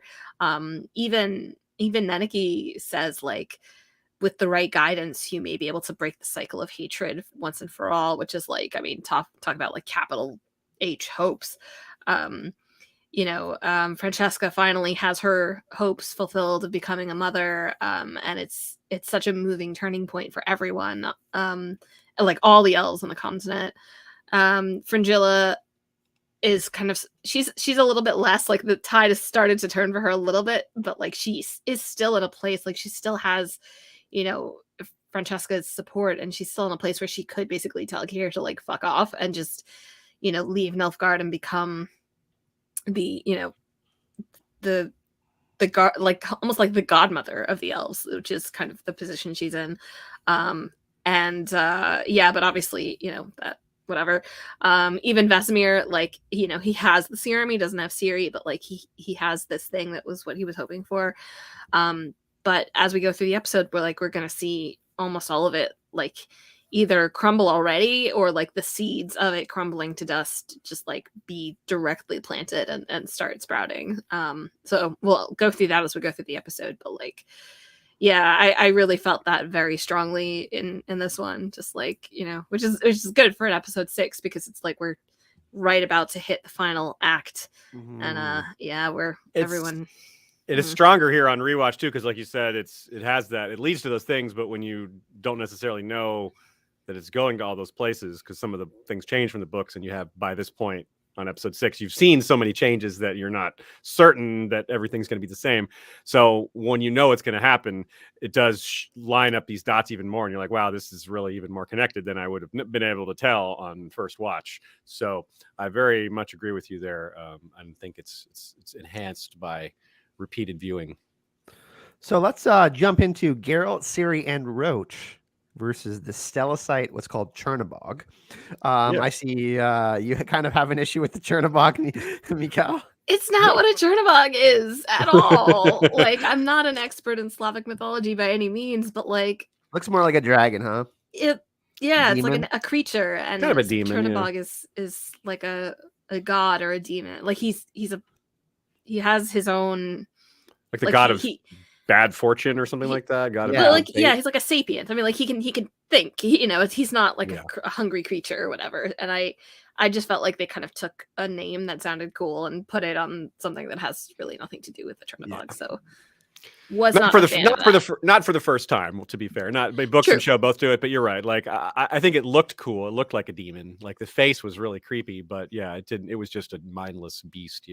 Yeah, which is not the most interesting thing. But I didn't love this scene either. I thought it was very moving. The prayer for Roach was really good. Yeah, that was really good. But I just am baffled by why he didn't have his swords. He's like, why the hell are my swords? Like, why? Yeah, why don't you have your swords? When we brought this up, I think in the group chat and our Facebook, I think maybe in Facebook group, maybe I'm misremembering. Someone mentioned maybe it was a call out or a callback or a nod to a Season of Storms, because Geralt is missing his swords in that one for a while. But Jimmy Cal, right? Yeah, but I still haven't read season. Yeah, I was like, was it me? I don't know. So no, I think it might have been someone in the group, in the Facebook group, and that was a decent guess. It's better than anything I have, because I don't really have a guess other than it was a random thing. But one other thing I like besides the Roach funeral, which by the way, it really seemed like it might have been a nod to Red Dead Redemption, which I haven't even played, but I've seen that video of the horse dying because it like went viral, like how sad and moving that scene is. It's also featured in the show Mythic Quest, like as a legitimately emotional moment in a video game. They're trying to show how video games can do real storytelling. And they're like, look, like here's a good example of like a legitimately emotional moment from a video game that you're not invested in. I'm like, that worked on me seeing it, and I like I said, I haven't played the game, don't know who this is. I'm like, well, this guy really loves. And also, Roach is kind of like, there's a lot of memes about Roach, but Roach is a beloved companion, especially in The Witcher 3: The Wild Hunt. Okay, it's like this huge, it's this huge fandom thing where Roach is just like, that's our horse, man, that's our horse on that roof. So I like, but it was a touching moment. You can show how genuinely loving Geralt was of his horse, As Clarissa in the chat reminds me of something that is a true anecdote, that Henry Cavill argued for a more gravitas in this moment. Not that Lauren had it as a lighthearted moment, but Henry wanted it more serious. She had it like, standard serious, and Henry's like, no, we got to go even heavier with it. And that was cool. I think I heard that he was the one who wanted to put in that monologue. Oh, okay. About the mists and like yeah. the range. Yeah. I think you're right. I think that rings like a memory to me as well. But the other thing I was going to say that was really cool about the scene is that they did it in a few places throughout the season. Is they show you the camera eye of the monster or the creature, like they do it with Philippa as the owl. They do it here. You actually get the Chernobog's like vision, which I find that They're all really messed up too. Yeah, it's like 3 colors and like 3 like scopes all like misaligned or trying to line up. It was that was pretty cool. So yeah, it was definitely interesting. That's for sure. Yeah, other than the weirdness, I like that. But the other thing that it establishes too is this thing we talked about before that I said was a saving grace for something that I was a little annoyed by, which is the recurring trope of like monsters or bad guys just inexplicably pause before they're going to kill the main character or an important character, and that enables the difference of them to escape. And they did that with the Myriapod, but here it's resolved by saying the monsters don't want to kill her. They're just trying to like capture her. They're just drawn to her. And that's why it didn't try to kill her. And that's why the Leshy was just trying to grab her and not like crush her to death or anything like that. And that's why this Chernobog was probably not going to kill her either. It was just trying to capture her or something. It's not clear, but Ciri has come to realize now after multiple incidences that the monsters don't seem to want to kill her. They just, it's something else. And Geralt starts to, that helps Geralt figure more of it out too. So. And then we hear have Amanda saying she ugly cried. I have a few friends that were like, that was a really sad moment because Roach was messed up. Those are 3 really big marks there. Let's segue into something that we weren't sure if we were going to be getting this season, the Temple of Melitele. Yeah. Really nice. We love this. It looked so cool, didn't it? Just like the set was so pretty. Yeah. The statue was super cool with all the sensor going back and forth with the smoke and all the candles. And because you imagine it in your mind, because there's like all these like gemstones and like cool kind of like you kind of imagine that it'll be like kind of like maybe like a little bit more Middle Eastern or Indian. That's kind of how I always imagined it. And it has this like really cool vibe to it, as like there's like incense and there's all sorts of cool trees and foliage and stuff. And it just feels like kind of like more like a spa or a getaway retreat. We know that, in the books, Geralt gets healed there. But, in the show, they're using this for a different reason. And it's really cool. Yeah, but 0 stars because there's no Melitele. I mean, Nanaki's garden with the carnivorous. What was it? The oysters or whatever. Oyster, yeah. I was gonna say the same thing. I wish we could have gotten some sort of garden, but whatever. Well, you are being sarcastic about this, and the people that are saying 0 stars about it, right? Yeah, no, of course. Okay. I thought it was great. I do wonder, actually. It seemed, I mean, there could be camera tricks and whatever, but it seemed like such an elaborate big set that I do sort of wonder if that might be an indication that we'll be back here. Not necessarily, but yeah. I kind of had mentioned, characters like Vesemir, like, what are their kind of rules going forward? What's the purpose of what we're going to see with some of these characters? I could see Vesemir and Neneki and Istredd kind of getting together and kind of figuring things out while Geralt's trying to protect Ciri around the continent. Like certain characters like that getting on the fringes in places like Temple of Melitele when shit is kind of hitting the fan, maybe later in the seasons. I can kind of see like, Neneki kind of, obviously being a mentor, we're going to talk about that, but her, being more involved, another character like an Istredd that will have a bigger role throughout the seasons. You know what I mean? Being kind of this, Istredd kind of being like the Samuel Tarly, but her being kind of, this kind of, I don't want to say Melisandre, but this priestess that will have an interest in Ciri and perhaps can help out Geralt and Ciri in their kind of quest. Yeah, what she says to Geralt is she needs to find balance within her, that you can't, that's her best, the best way to arm her and equip her for what's coming is to help her get situated within herself. And but before that, I think she says something like, I do not see any direction in which you are not entirely fucked. Yeah. Yeah, like, I quoted that in the funny section, but yeah, same difference. Yeah, that's so good. Yeah. I also got some of the exchanges of Yara in the funny section, but for now, it talks about the Oniromancers, the dream memory guys that we'll see. Conduiramirs. I love that name. That name is so difficult, right? Conduiramirs. I tried to spell it, and it didn't even tell me it was spelled wrong. I think it just defeated Google to spell it. What about our orbiculum? Yeah. Like, remember we were having our chat on Thursday, and I kept on stuttering. I couldn't I was I Or said it 4 different ways. Yeah, they did a little humor with that one too. Like, of course, eventually it turns into the opening of the gate. It detects the magic within her, but she's like, "You'll figure out what it's good for." And then she smashes one of the Michal brothers in the face with it. That's like the first thing she actually does with it. I was like, "Yeah, that's a pretty good use for it." But Yara was funny, man. Like literally drops Ethling's prophecy, like right on the ground. Yeah, oh. She's reading it, and then she sees the blood. Like, oh crap! Speaking of blood, like this, I'm reading about elder blood, and there's younger blood right here on the floor. You got this clumsiness, like this clumsy innocence tripping over himself kind of vibe, which I really liked. It was like like innocence about him, which I really liked. It was cool to see. Yeah, and so many Easter eggs out of his mouth. Just Just what Aziz was mentioning, like about he's just babbling, and all the stuff he says is like relevant. So like the Aneomancers. Thank you for correcting that, Aziz. I just could not. He's like, there's a long lost power somewhere on the continent they used to connect to blah blah blah blah blah blah blah. Right. Which is without spoiler, something huge. Yeah, it's a big deal. It's a you're big meant to deal. connect. I think you're at least meant to connect that dot to what Deathless Mother has said about a tower. So yeah, that much is there to be gleaned without revealing what else is coming. But yeah, and also with Neneke and Geralt, she says she like brings up the Wild Hunt, and there's this point about she's saying things. She knows things that no one has known for a while. So they're coming to her in dreams. It's knowledge that she can't have gotten from a book or something like that. So that's even Nenneke's. It doesn't break her demeanor because she's just so chill. She's so good she's so peaceful, which is a little different from her book character who's more snarky, but still ultimately like very much controlled with her emotions. She just allows herself to be snarky.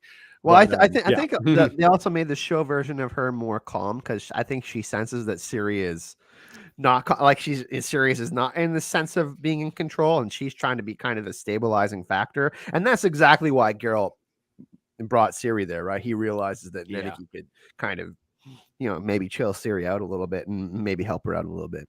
Yeah, well, also none of them are wounded, and like, so I feel like when you're wounded, she's like, stay in the fucking bed. He's had to deal with a bunch of bullshit, Geralt dueling with people to the death and stuff like that. So, another thing I liked about the temple is that like when Geralt says that he studied there and that was where he learned his signs. And like, I just really like the idea of the Witchers not having just a single sex education, like all the way through, that like, they can learn from, people like Neneke also. And but also not just learning their signs at Kaer and having somewhere else where they learn magic, in this Temple of Melitele being more, kind of magic focused and somewhere where they could perhaps learn a few more tricks. You know what I mean? Because they need to know their herb lore, clearly, right? It's healing. I mean, I'm partly joking, but really the healing stuff is obviously crucial for their job. They obviously get hurt a lot while fighting monsters. And maybe this is where Geralt read the books he was talking about, because there don't seem to be that many at Kaer Morhen. That's true. And this is where, if I remember right, in Voice of Reason, where Geralt and Jaskier have some of these great conversations about how the world is changing, and he's got a book. He's like reading a book, and he comes out and he's like, hey, I got vodka. They start drinking and talking. It's great. Yeah, that's Voice of Reason's a little underrated, but because it's split, we covered it as one, but you read it in little chunklets in Last Wish. Then we get an appearance of Yennefer. Yeah, she bumps into Ciri at the Arbunculum and is like, oh crap, there's the person I'm looking for. How about that? And then quickly finds out who she is and is like, all right, Deathless Mother, I see what you've done. This is way worse than I thought. This is not what I expected. Worse. I thought I would suffer physical pain. I thought the pain would be on me. I didn't expect to have to betray the people I love the most. And that's pretty clever. To fool Geralt is going to be difficult. So as I mentioned last episode, we have this whole destiny thing where she says there's multiple incidences here. So, Geralt says, she says, how is this possible? And Geralt says, I don't care. And it seems like destiny, right? And then in this moment, while she's reunited with him and super happy about it, she's also her spirits undoubtedly have plummeted because she realizes she has to betray him. She has to steal Ciri away from him, which is like, well, he's not going to love me if I do that. So it's, I don't even know if bittersweet is strong enough of a word. Like the level of conflict within her must be just kind of hard to fathom. Yeah, she kind of just drifts around this episode, like very. Yeah, I thought Anya Shalatra was great, and yeah, because he's like, his reaction is like, oh my god, that face he makes before turning around is like, man, that's some good acting there, Mr. Mr. Rivia. And they, just to note, like they hold each other for like several beats before they actually kiss. And just kind of like study each other's faces. And like, I think Yennefer actually like goes in for a kiss first and he like holds her chin. It's like it's very sweet and very well directed. Yeah. And then Ciri comes in before it can progress, right? And then and then so they're walking away, and it's even worse. It's just the way that Geralt's hurting Yennefer because he doesn't realize what she's going through. She's like, what made you?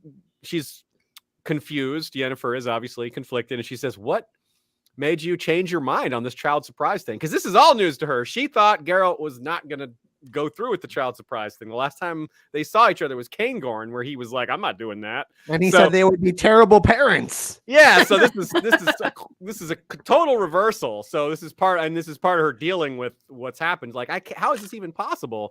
And she asked him, how did this happen? And this is apparently a bad question to ask. She's like, well, actually, you helped me change my mind. She's like, oh, great. Now this is digs the knife in even more.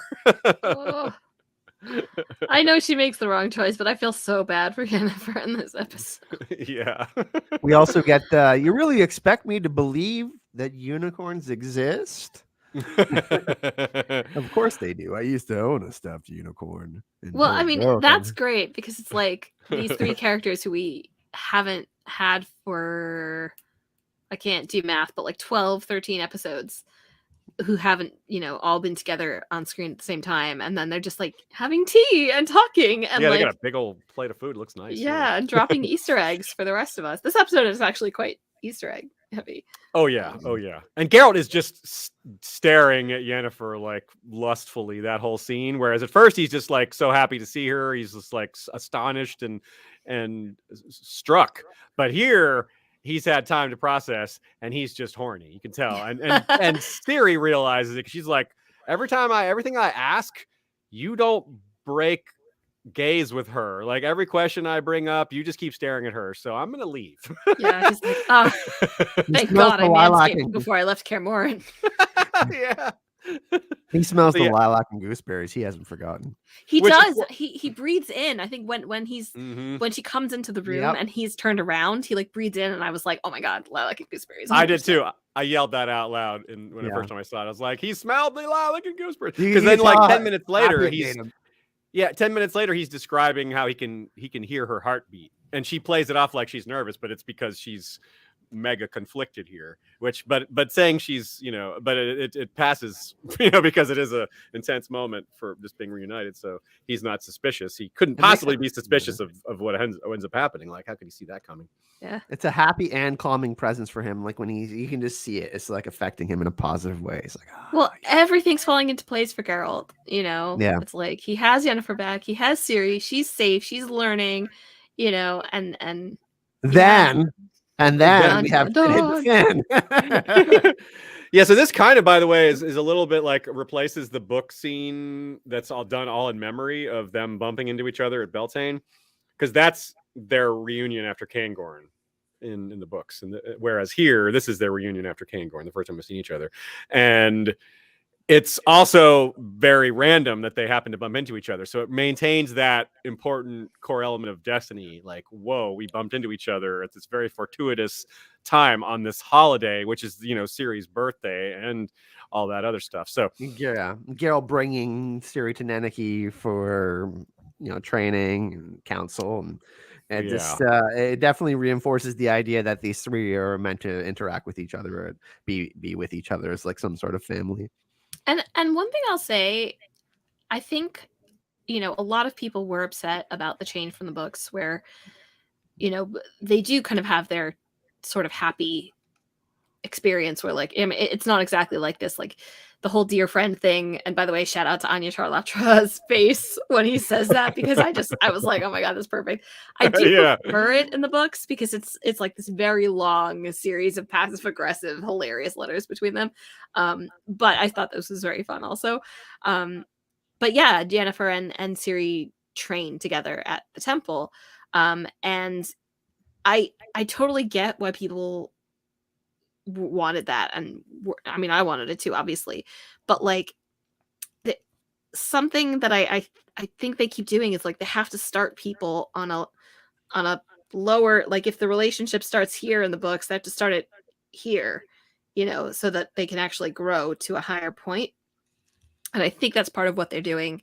I'll probably go more into this when we talk about the finale, but like, this is obviously the start of that plot line, so I think it's worth noting that it's done for a purpose, not just like, let's just change it. By the way, Geralt says, dear friend, and Yennefer's like, what the fuck is that, man? Yeah. She's like, am I not? Am I more? If I could have her face as my ringtone, I would. Yeah, it's so funny. It's like the scene of great faces, because all three of them have a face in that scene. Because Yes. Geralt has the like, oh my god, it's you, the smell face before he turns around. That's like so iconic. Yennefer has the, are you kidding me, dude? Dear friend reaction. Ciri has the, oh, you're Yennefer. Oh. Yeah, so they all get to show their acting chops for different reasons. One is like the serious, one is the really meaningful, like romantic, and one is the just like romantic comedy. Kate says, well, in his defense, he thought she was dead, so that complicated their relationship. Yeah, just a little. Yeah, but let's be honest, they're destined for each other, and Yennefer's kind of pissed off. I will say can we go to the Michal brothers? Yeah, let's do it. Yeah. I do prefer it in the books just because it's a very complicated scene in the books. Like Geralt is like his really overkill. It's intense. Yeah. Yeah, it's very, and this is really just like he's protecting Ciri in the temple. He just beats them. Yeah. Yeah. It's a very cool fight scene, and like very Sherlock Holmesy. It had that slow-mo kind of thing to it, which was super cool. Yeah.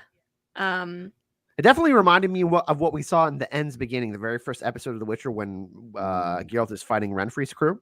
Definitely reminded me a lot of that. Yeah, but it does use them as kind of Renfri's crew, which is like a bunch of people who we don't know who they are, and the fate just kind of happens. Whereas in the books, it is very like it's a relevant and resonant fight, and like the fact that they're brothers actually matters because they like care about each other. This is more like they're Rience's crew. They're just like they're just kind of bad guys, which is in fine. the book. You see the scene where they're hired, and you're in the head of the talking the brother that does the contract negotiations, and you see his reaction to Rience accepting his extra asking. He's like we wouldn't do it for less than 200, and Rience is like, okay, and the guy's like, shit, he accepted too quickly. I should have asked for 400 or something like that, which means that this might be something else. And then the audiobook version of this is really good, because the narrator is like, Geralt was angry. It just repeats that phrase over because, like you said, Michal, it's really intense. Geralt is pissed, and so he's digging in more, and he doesn't notice the huge gash that's causing him to lose blood, and he's about to faint or whatever because he's so mad. Yeah. I agree with what Gregor's and you guys are saying. Like Gregor says, I like the scene when Rience hires them in the books. Unfortunately, we didn't get that, but I'm also like not super upset about it. Like it's not like a make or break. No, I mean, of all the things that they're going to change, if you're telling me that they changed the Michal brothers scene, it's not going to make my like I'm mad list. Yeah, not important. It just is a scene that's stuck in my head from the books, and would be hard to adapt totally, but definitely kind of ties in with they're obviously tied to Rience, and Rience has to kind of run back with the tail between his legs, so you kind of get the vibes that Rience is a little bit cowardly too, like he gets his bad at his job. Yeah, he's bad at his job.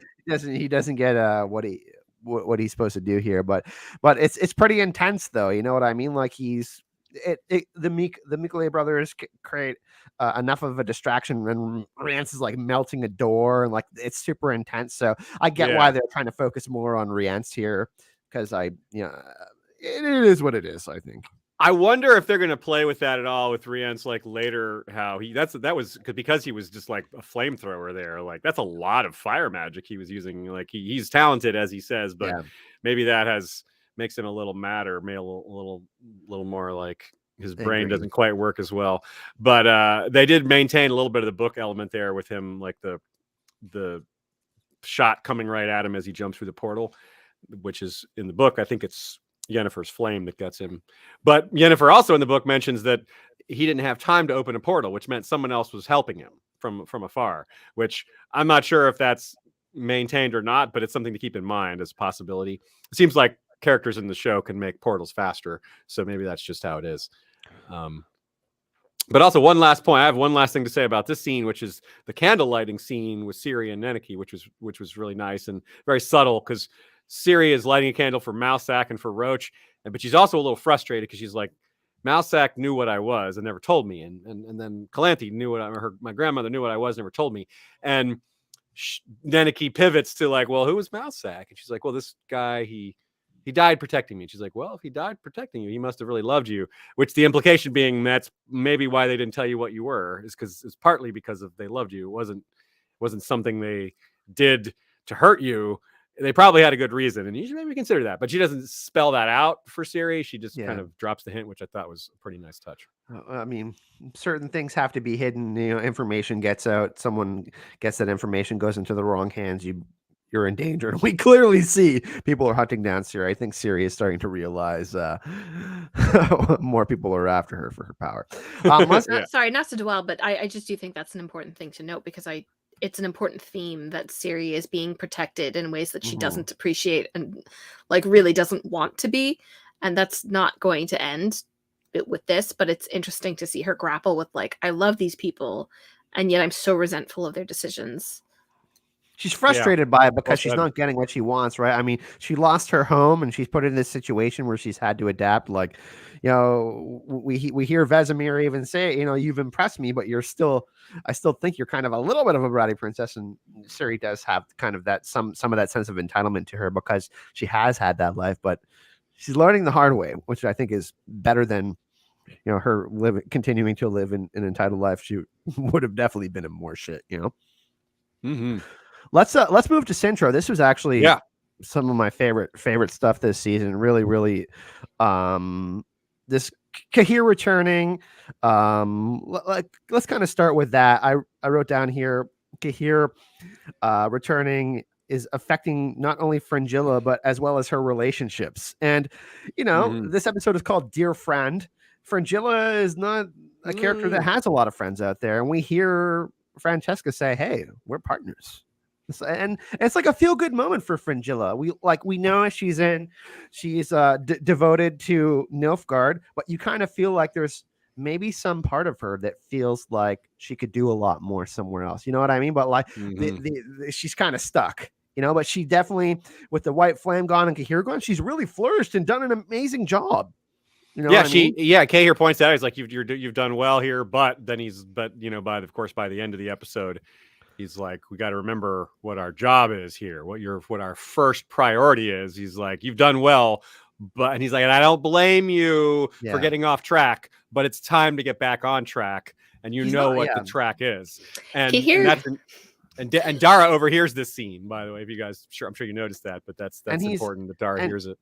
Yeah. And Cahir's not wrong, but he really diminishes her presence. Like, you can see her mood and everything change about Fringilla when he's back.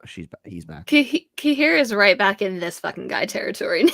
It was really like he was kind of growing on me with like scruff and like down and out, and now he's like, oh no, power is not good for you.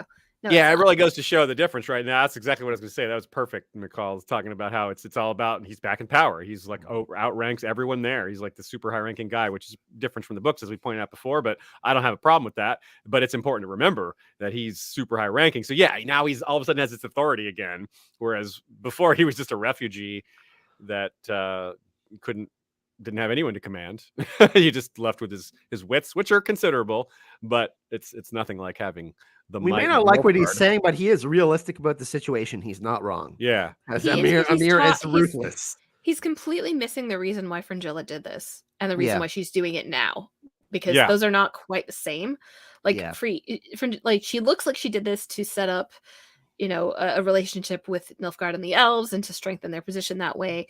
And tactically that probably was, but also what she asked of the Deathless Mother was command and power, right?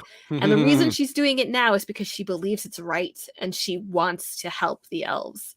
And he is completely like, "Aw, that was a cute distraction for you." Like, you know, he just is not speaking to her on that level at all, which obviously he shouldn't if the plot is going to move, but like, and the character, I mean, it's in character for him, but like, yeah, you can see how deflated she is on, like, you know, Francesca and Philippa talk about that, and like just it being this worrisome thing because they all are relying on her. Like, she really is the fairy godmother of this community. And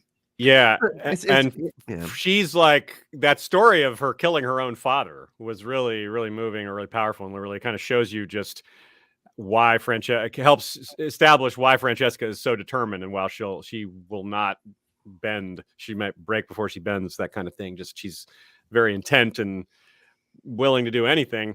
So and then Fringilla responds to that story very interestingly with the story about how at Aretuza, something that is similar to what Yennefer said, how they teach how to the art of politics and how to let other people think they're in charge when they're really not, which is of course really important for this whole power dynamic between her and Cahir, as well as between other, you know, leader subordinate relationships that are in this general orbit, like Philippa and Francesca have like a more regular relationship where there isn't manipulation between them, but all these other relationships are full of you know, hidden agendas, or maybe not so hidden, but Cahir is honest, but let's be honest, this is a play on words here.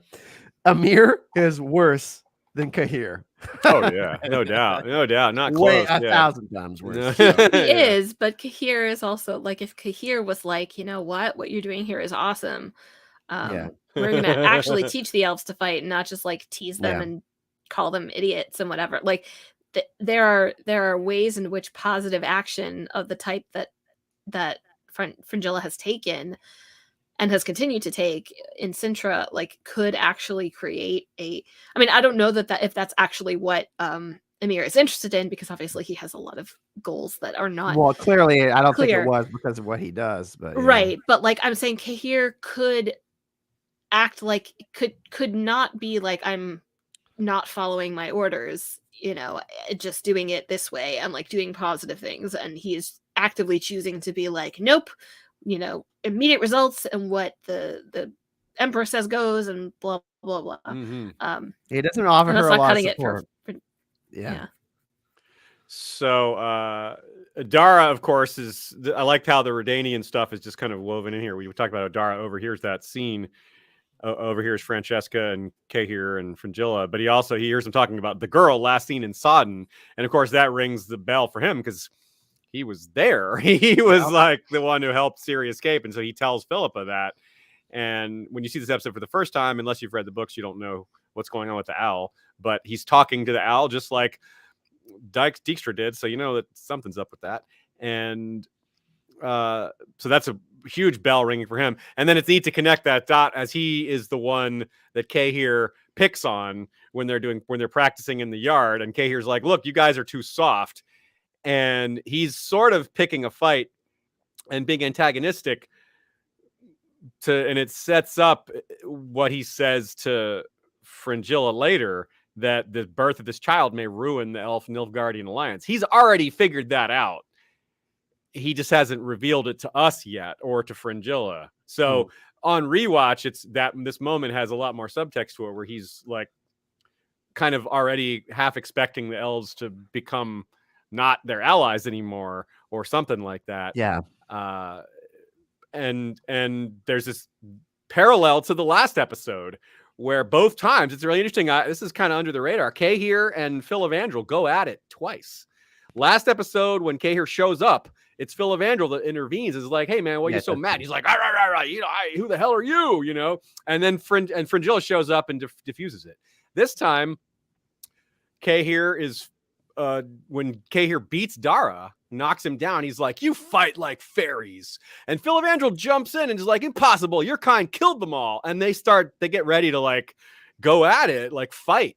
And then the birth comes, and they yelled, and Philippa, the birth is starting. And so that interrupts them from having a conflict. So that's kind of interesting. 2 episodes in a row, Cahir and Philippa are like on the verge of fighting. So I didn't notice that through the first time. I wonder what. Yeah, and the only reason that Philippa is down there is because he asked Francesca what she needed, and she said, "I need you to teach our people to fight like humans and attack and not just defend." And like you can sort of see the beginnings of like this alliance, the pressure being put on this alliance. I don't think at this point it's doomed, but it's close. And that's going to come more into play next season when we see more factions fighting. So that'll be So Grigor says in the chat that Francesca manipulated Fringilla the whole time. I don't agree with that. I not that their relationship is free of manipulation, or because pure, they're both political actors. Yeah. But like I do think that the connection between them is genuine, and they do accomplish really incredible things together, and they're both aware of that. So there's a benefit for both of them, right? Yeah, I don't really see what the point would be. Like, she didn't force Fringilla to ask the Deathless Mother for command. That was like all. Yeah, that's true. Yeah. So there's you can see another interesting subtle piece here is Philippa is still like wary of hoping, even when the child survives, even after there's the moment where it looks like it's dead and then it comes back, or wakes up, or I guess that's abnormal for take a minute for it to start breathing. But Philippa asks if there was dark magic or necromancy involved, which is kind of like, well, not from Fringilla, not from Francesca, but the Deathless Mother may be involved here. With all this. Oh, I didn't even get that. Oh, ooh. That was good, right? I didn't catch it first time either. This time I was like, ooh, Philippa, like with the interesting question there. I just thought it was like a dramatic moment, but yeah, no, that has a lot more resonance. But he's got a good intuition. Yeah. He's wary. Yeah. He was uneasy the whole time, I think. You know what I mean? Absolutely. He's the grounded one, right? Like that's part of what makes them interesting as a couple. Like she's the like faith, hope, like person, and that's why he chose her, right? Like he was like, okay, that's the reason we chose you to lead us. But he's like, he definitely realizes that Nilfgaard is not to be trusted, right? Yeah. And of course on cue with what you're saying, Kyle, they're having this big celebration. They're cheering. Fringilla is legitimately moved by it and asks Cahir if he's ever seen anything like it. And Cahir is a little moved by it too, but not by this celebration. He's moved by the memory of the one he thinks is similar, which is when the usurper was overthrown, which that to him, there's a little bit of awe in his voice. And Fringilla's like, yeah, that wasn't such a great moment for me like it was for you. Because yes, it was good for me because I got let out of prison, but I wasn't let out of prison right away. It took a while. So I missed all the celebrating. I was still down there. I also felt like she was talking psychologically there a little bit. Like it took her a while to come out of things. And you can tell that she's that her faith is not as stoic as Cahir's in Nilfgaard. You can kind of see her like maybe questioning things a little bit. Well, she's finding another faith. She's finding a faith in life and in helping, because it's so telling that Cahir is like, the last time I experienced something like this was when like the battle was won with politics. And like, I'm not saying you can't have good celebrations about a justly won battle or whatever, but like this is people's like a child was born, that was never saving a whole race. And like it is so, it's so transcendent of a moment, and it doesn't relate. And then I find it actually to be kind of corny a little bit from Cahir, to be honest. It's like well, he's his like, I think that's well said. Like his faith is placed there, where hers is is a little different as she's discovering. Maybe she hasn't fully come to grips with it, but maybe the Nilfgaardian Kool-Aid, the White Flame Kool-Aid, is wearing off a little bit on her, whereas he's still fully fervent. Yeah. Well, you see the look on her fucking face when he says, "Oh, the White Flame wrote me." Yeah, I have the letter. Yeah, and in that, not only so it's a double whammy for her because he points out the dark truth. He's right that this birth may ruin their alliance. You know, of course it doesn't because of Emhyr's evilness, but it could have. Cahir's right to have read the situation that way, and so Fringilla is like taken aback by the truth of that. B, taken aback by the fact that she didn't realize it on her own. She's probably like, "Damn it, he's right, and I should have noticed that." C, then he brings up the double whammy of Emhyr's on his way, and he'll be here any day now. And he didn't alert Fringilla, he alerted Cahir, which is like a trust thing, right? Yes. So that's power dynamic. Yeah. So yeah, really good. This you got. I think we started to maybe, as you said, maybe episode 5 and 6 were your favorites. We'll have to maybe revisit that notion after 7 and 8, but. Yeah, this one might be my favorite. This number 6 here. Like it's very tight. It's very This just because of like the character growth, the dialogue, the things that it sets up for the future. That's why I say that, because I do feel like all the stuff that's kind of like, because 7 and 8 are a little bit more focused on kind of the Ciri stuff, but this stuff, like the kind of Nilfgaardian stuff, the Elven stuff, that's gonna be hugely important in season 3, and like where we get kind of more of the Game of Thronesy stuff, kind of all the warring factions going on. So I think that this stuff is like more of a setup for kind of some of the season 3 stuff. Yeah, you're right. It does a lot of setup, and it has a lot of resolution, which is part of what makes it so tight. And as we said at the beginning, it has like so many locations, which makes it harder for it to be tight, but it does that. It gives us insight also into characters' motivations and kind of where those characters may be going towards, like Fringilla, Cahir, all that kind of stuff. Mm-hmm. So yeah, let's move into Kaer Morhen. And then we'll get into some Codringer and Fen stuff, which we're excited about, which is awesome. Cool. Yeah. So there's not that much Kaer Morhen in this episode. It's meaningful but brief. You have Vesemir like really lamenting. He's just sitting there looking like distraught, and then almost immediately gets worse. Rience attacks, steals the elixir. They don't realize that's what he's done at first. It doesn't come till the end of the episode. They figure it out. Triss is like, "Oh no," because one of the witches is like, "Well, at least he left empty-handed," and Triss is like, "Oh no, he didn't leave anything." I have a small problem with this. Like, how does he know he just teleport into Kaer Morhen? Like, he just knows, like, it's not supposed to be a well-known location. I mean, it's not that hard to imagine he knows where it is. He was told by someone, but he doesn't know. He can't know from his boss because he doesn't have that boss yet. Like, he uses this elixir to arrange a closer relationship with Lydia's boss. So it can't be that. That hasn't happened yet. So I don't know. I wouldn't call it a plot hole, but I was a little like, well, weird. A little too easy for him just to teleport in there like that. Well, we can't really reveal where Rience is getting his information from either, and some information about Ciri is leaking to somewhere else. So we don't want to blow that. Well, no, that's what I'm saying. He can't have that yet. He can't have that information yet. Yeah, because it doesn't work directly for that person yet. Yeah, he's only working. Lydia's like, well, because he uses the elixir to try to get that. He's like, I'll give you this elixir if you get me a face-to-face with your boss. So so that couldn't have happened yet. So that's why I'm complaining. But Vesemir gets his ass whipped. He does, which is also a little like how maybe was a little too easy as well. You know, he took down a Leshy, but Rience, yeah. Firefucker's tough, huh? I wasn't so convinced by that. Although I did like the fact that like he wasn't even really trying to kill Triss. He was just trying to intimidate her. Yeah. He freaked her out by using fire magic. Immediately Triss was like, "Oh shit, the fire magic! Like, what the hell?" Yeah. That's not supposed to. Well, it's also, I mean, she was burned, so that's her, like. You're right. Yeah, it's trauma. Yeah.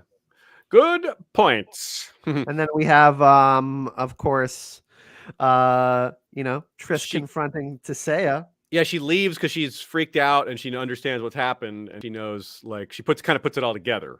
And unfortunately, she goes to Tissaia and tells her secrets that maybe will get into the wrong. She says that blood in the wrong hands will destroy everything. It can be really awful. And well, we know who to say is connected to somebody to Vilgefortz, who is not on the up and up, as we know. So that's kind of a clue right there. It's also, I think, thematically worth noting that like Vesemir is kind of the first one who has his hopes officially dashed. Like that's a really strong, like, you know, it is kind of funny that all the Witchers are kind of like, oh, well, no harm, no foul. And then Triss is like, oh, shit. And then like, it's like, actually. But yeah, I think that's thematically on point that Vesemir losing this thing that was representing his hopes. Yeah, this really is why. important. This is why I think he could get involved with like Neneki and perhaps Istredd and some of the kind of other things involving the sphere stuff, because you know he has a pretty good understanding of history. So him losing this may actually benefit Geralt and Ciri and all of them in the long run, because he's going to end up focusing on other things. So I'm really interested to see where they kind of, you know, because Vesemir is going to take a loss here, but he's also going to get a victory at some point. You know what I mean? This is kind of the ebb and flow and how the story goes to The Witcher. Let's jump into Codringer and Fen, right? We weren't sure if we're going to be getting this stuff in this season, but this is a nice surprise, and I thought it was really well done. There's a little bit of a change from the book to the show. Of course, Geralt does this when he's with Codringer and Fen, but they have Istredd having this conversation, and I actually really like the change, to be honest. I thought it was cool. Istred's more on their level. Like he's more like into their style of being lore nerds, right? So they have more like in common, I suppose. Yeah, but he has a similar dryness to Geralt that like comes through in a couple of moments. Yeah, true. Yeah, that's a good point. And I like the cat there because the cat also is from the Always books. love a cat. Gotta like the cat, and it's extra effective because you have animals in other scenes that turn out to actually be more than they seem. So it kind of works as like a what's up with this cat? You know, it turns out to pretty much be a pretty normal cat, but it's still like, you know, it works because of all the other animals that are around. And the cat meows when Codringer asks if it's working for Stregobor, which I thought was really funny. It's like cat's like, don't mention that name around me. Yeah, we all hate Stregsy here, so. Little fun moment there where they kind of introduce that they're all lore nerds together, which, you know, I include myself in that description. That Istredd sees the book Elves and Humans by Hen Gedemdeath, which is he's the oldest living sorcerer. So that's kind of a neat lore there as well. And it kind of kicks off the rest of the scene, which leads into these elves and humans, like the whole story of Lara Dorren and Cregan and Vlad is the story of elves and humans, basically. And then we get the big discovery of this scene, the mistranslation and discovery of Ciri's lineage, the Lara Dorren, and the mistranslation of Lara Dorren's weapon, but it's actually warrior, and Lara Dorren's blood line creating this warrior, and Ciri being that warrior. Huge. Yeah. Okay. So, Michal, you want to read this quote here? This Lara, yeah. Apparently, this is what Lara Dorren said as she was dying. Yeah. I guess. My curse will hound your descendants unto the 10th generation until the columns of space and time tremble and open for my people. Then my vengeance will be born again. So it's interesting that she was made as a weapon. That seems like something that wasn't in the books. I don't think that was implied. I think it was just she and Cregan had a relationship, and that, you know, had a big cultural ripple effect, and other stuff happened. So this is a little bit of expansion of that story, making it sort of like they make it sound like, tell me if you envision it differently, but it makes it seem like they sort of made an elf witcher, but to kill humans, not to kill monsters. That's kind of what it sounds like conceptually. Like we made a weapon out of an elf, and so that the elves would not go extinct. Yeah, right, because the humans were the problem. That's what she was supposed to do. So it kind of makes sense that I guess she was killed. She had this fatal wounding, and under different circumstances than in the book, where it was just like racism that got her killed. And this is Stregobor's concern, right? Like this is his general concern about the prophecy and whatnot, right? Yeah, so that's the part, and we touched on that, how Stregobor, as awful as he is, there's an element of right in what he's saying about how, yeah, there is a legitimate danger here. It's just you're completely wrong to put every elf in the guilty category for this. That's where you're way wrong. But you're not wrong that there's a huge threat and that it is elf in origin. It's just not all the elves. Yeah.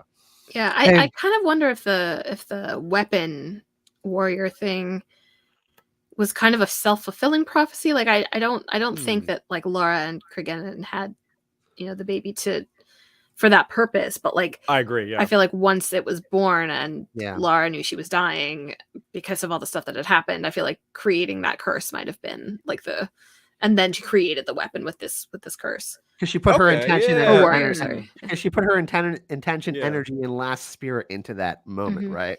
So, yeah, that makes some sense. I think it fits together with the two ideas. Yeah, she would be certainly vengeful over the death of her husband, her lover, but I think there is still the implication that other elves made her that way before this. Because I think that's what's written down on the documents they were looking at.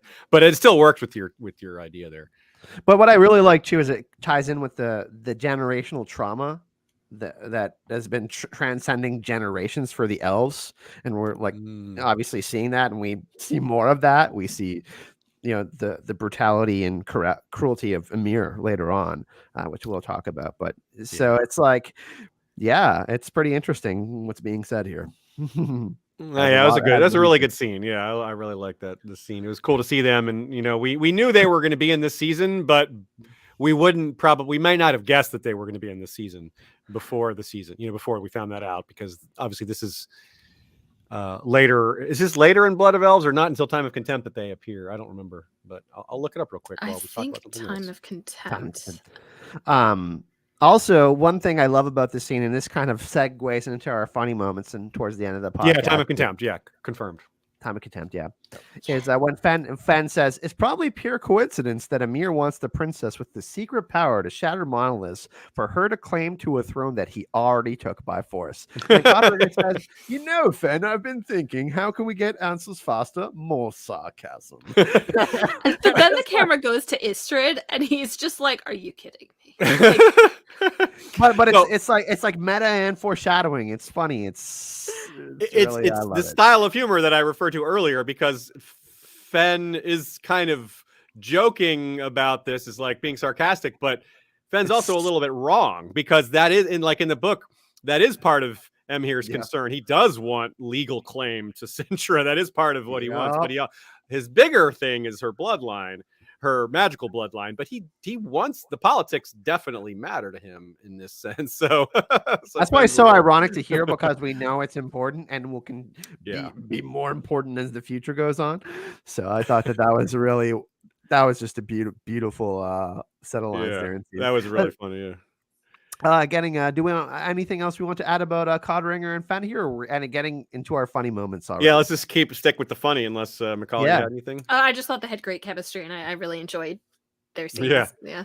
There's a lot of that's a good point. That's come up a lot today. It feels like that we've talked about how some of these characters have really good chemistry with each other, and maybe that's just good job with the casting. Casting of Fen is perfect. Great casting. So Geralt gives up his swords when he gets to the temple, and Ciri's like, you're giving up your swords? And Geralt's like, no problem. It's neutrality here. There's no violence or politics allowed here. Whoops. I really like this. I really like this one. Geralt goes, now that you've had a chance to speak to her, what do you think? And Neniki goes, I don't see any side upon which you are not entirely fucked. He's like, man, poor Geralt, dude. Here's a super sneaky joke. Lydia says to Rience, if you want to, because she's telling him, you have to go into that temple to get Ciri. And she's like, you're going to need some help. So this is when she suggests hiring the Michelet brothers. But she says, if you want to get out of that temple with the rest of your face intact, she's joking about his burns. But she's the one that has a horribly disfigured face, far more horribly disfigured than his. Yeah. Like, whoa. Oh. So that's a bit of pot calling the kettle black there. Like, yeah, no, your face is way more messed up than mine, dude. Oh, man. We have the cat hissing. If it works for Stregobor, so that's that was good. Then we have the Orbunculum. Yara says, I don't mean to brag, but my tool is bigger and much more powerful. And Ciri gives him a look like, excuse me, because she realizes he doesn't know what he just said. But she's still amused by it. And then he drops the book and she says, your big old tool almost broke my toe. There's definitely some sexual innuendo there for sure. Yeah, a little bit. Yeah. Yeah, Yara's definitely got the hots for Ciri, which, I mean, go figure. It's kind of funny because if you're talking about visual metaphors, I mean, like the orbunculum is way more along the lines of what I was talking about. Yep. And it also sets up the moment we referred to earlier when Geralt's just smoldering at Yennefer at dinner. And so it's like Yara smolders at her, and then Geralt smolders at Yennefer, and then Ciri is so canny, and I love how she's just like, I'm gonna go. She's like, yeah, she's so many things she's like a girl about, like she's just young, she acts like a young person about, but when it comes to like boys being interested in her, she becomes like she acts like she's old hat at this. She's like, yeah, no, this is something I'm well beyond my years and maturity. Like, I know how to handle a moon calf, I know how to handle a boy. I recognize this look. She's like, I'm a princess, yo. This is something I have experience with. All the boys look at me like that,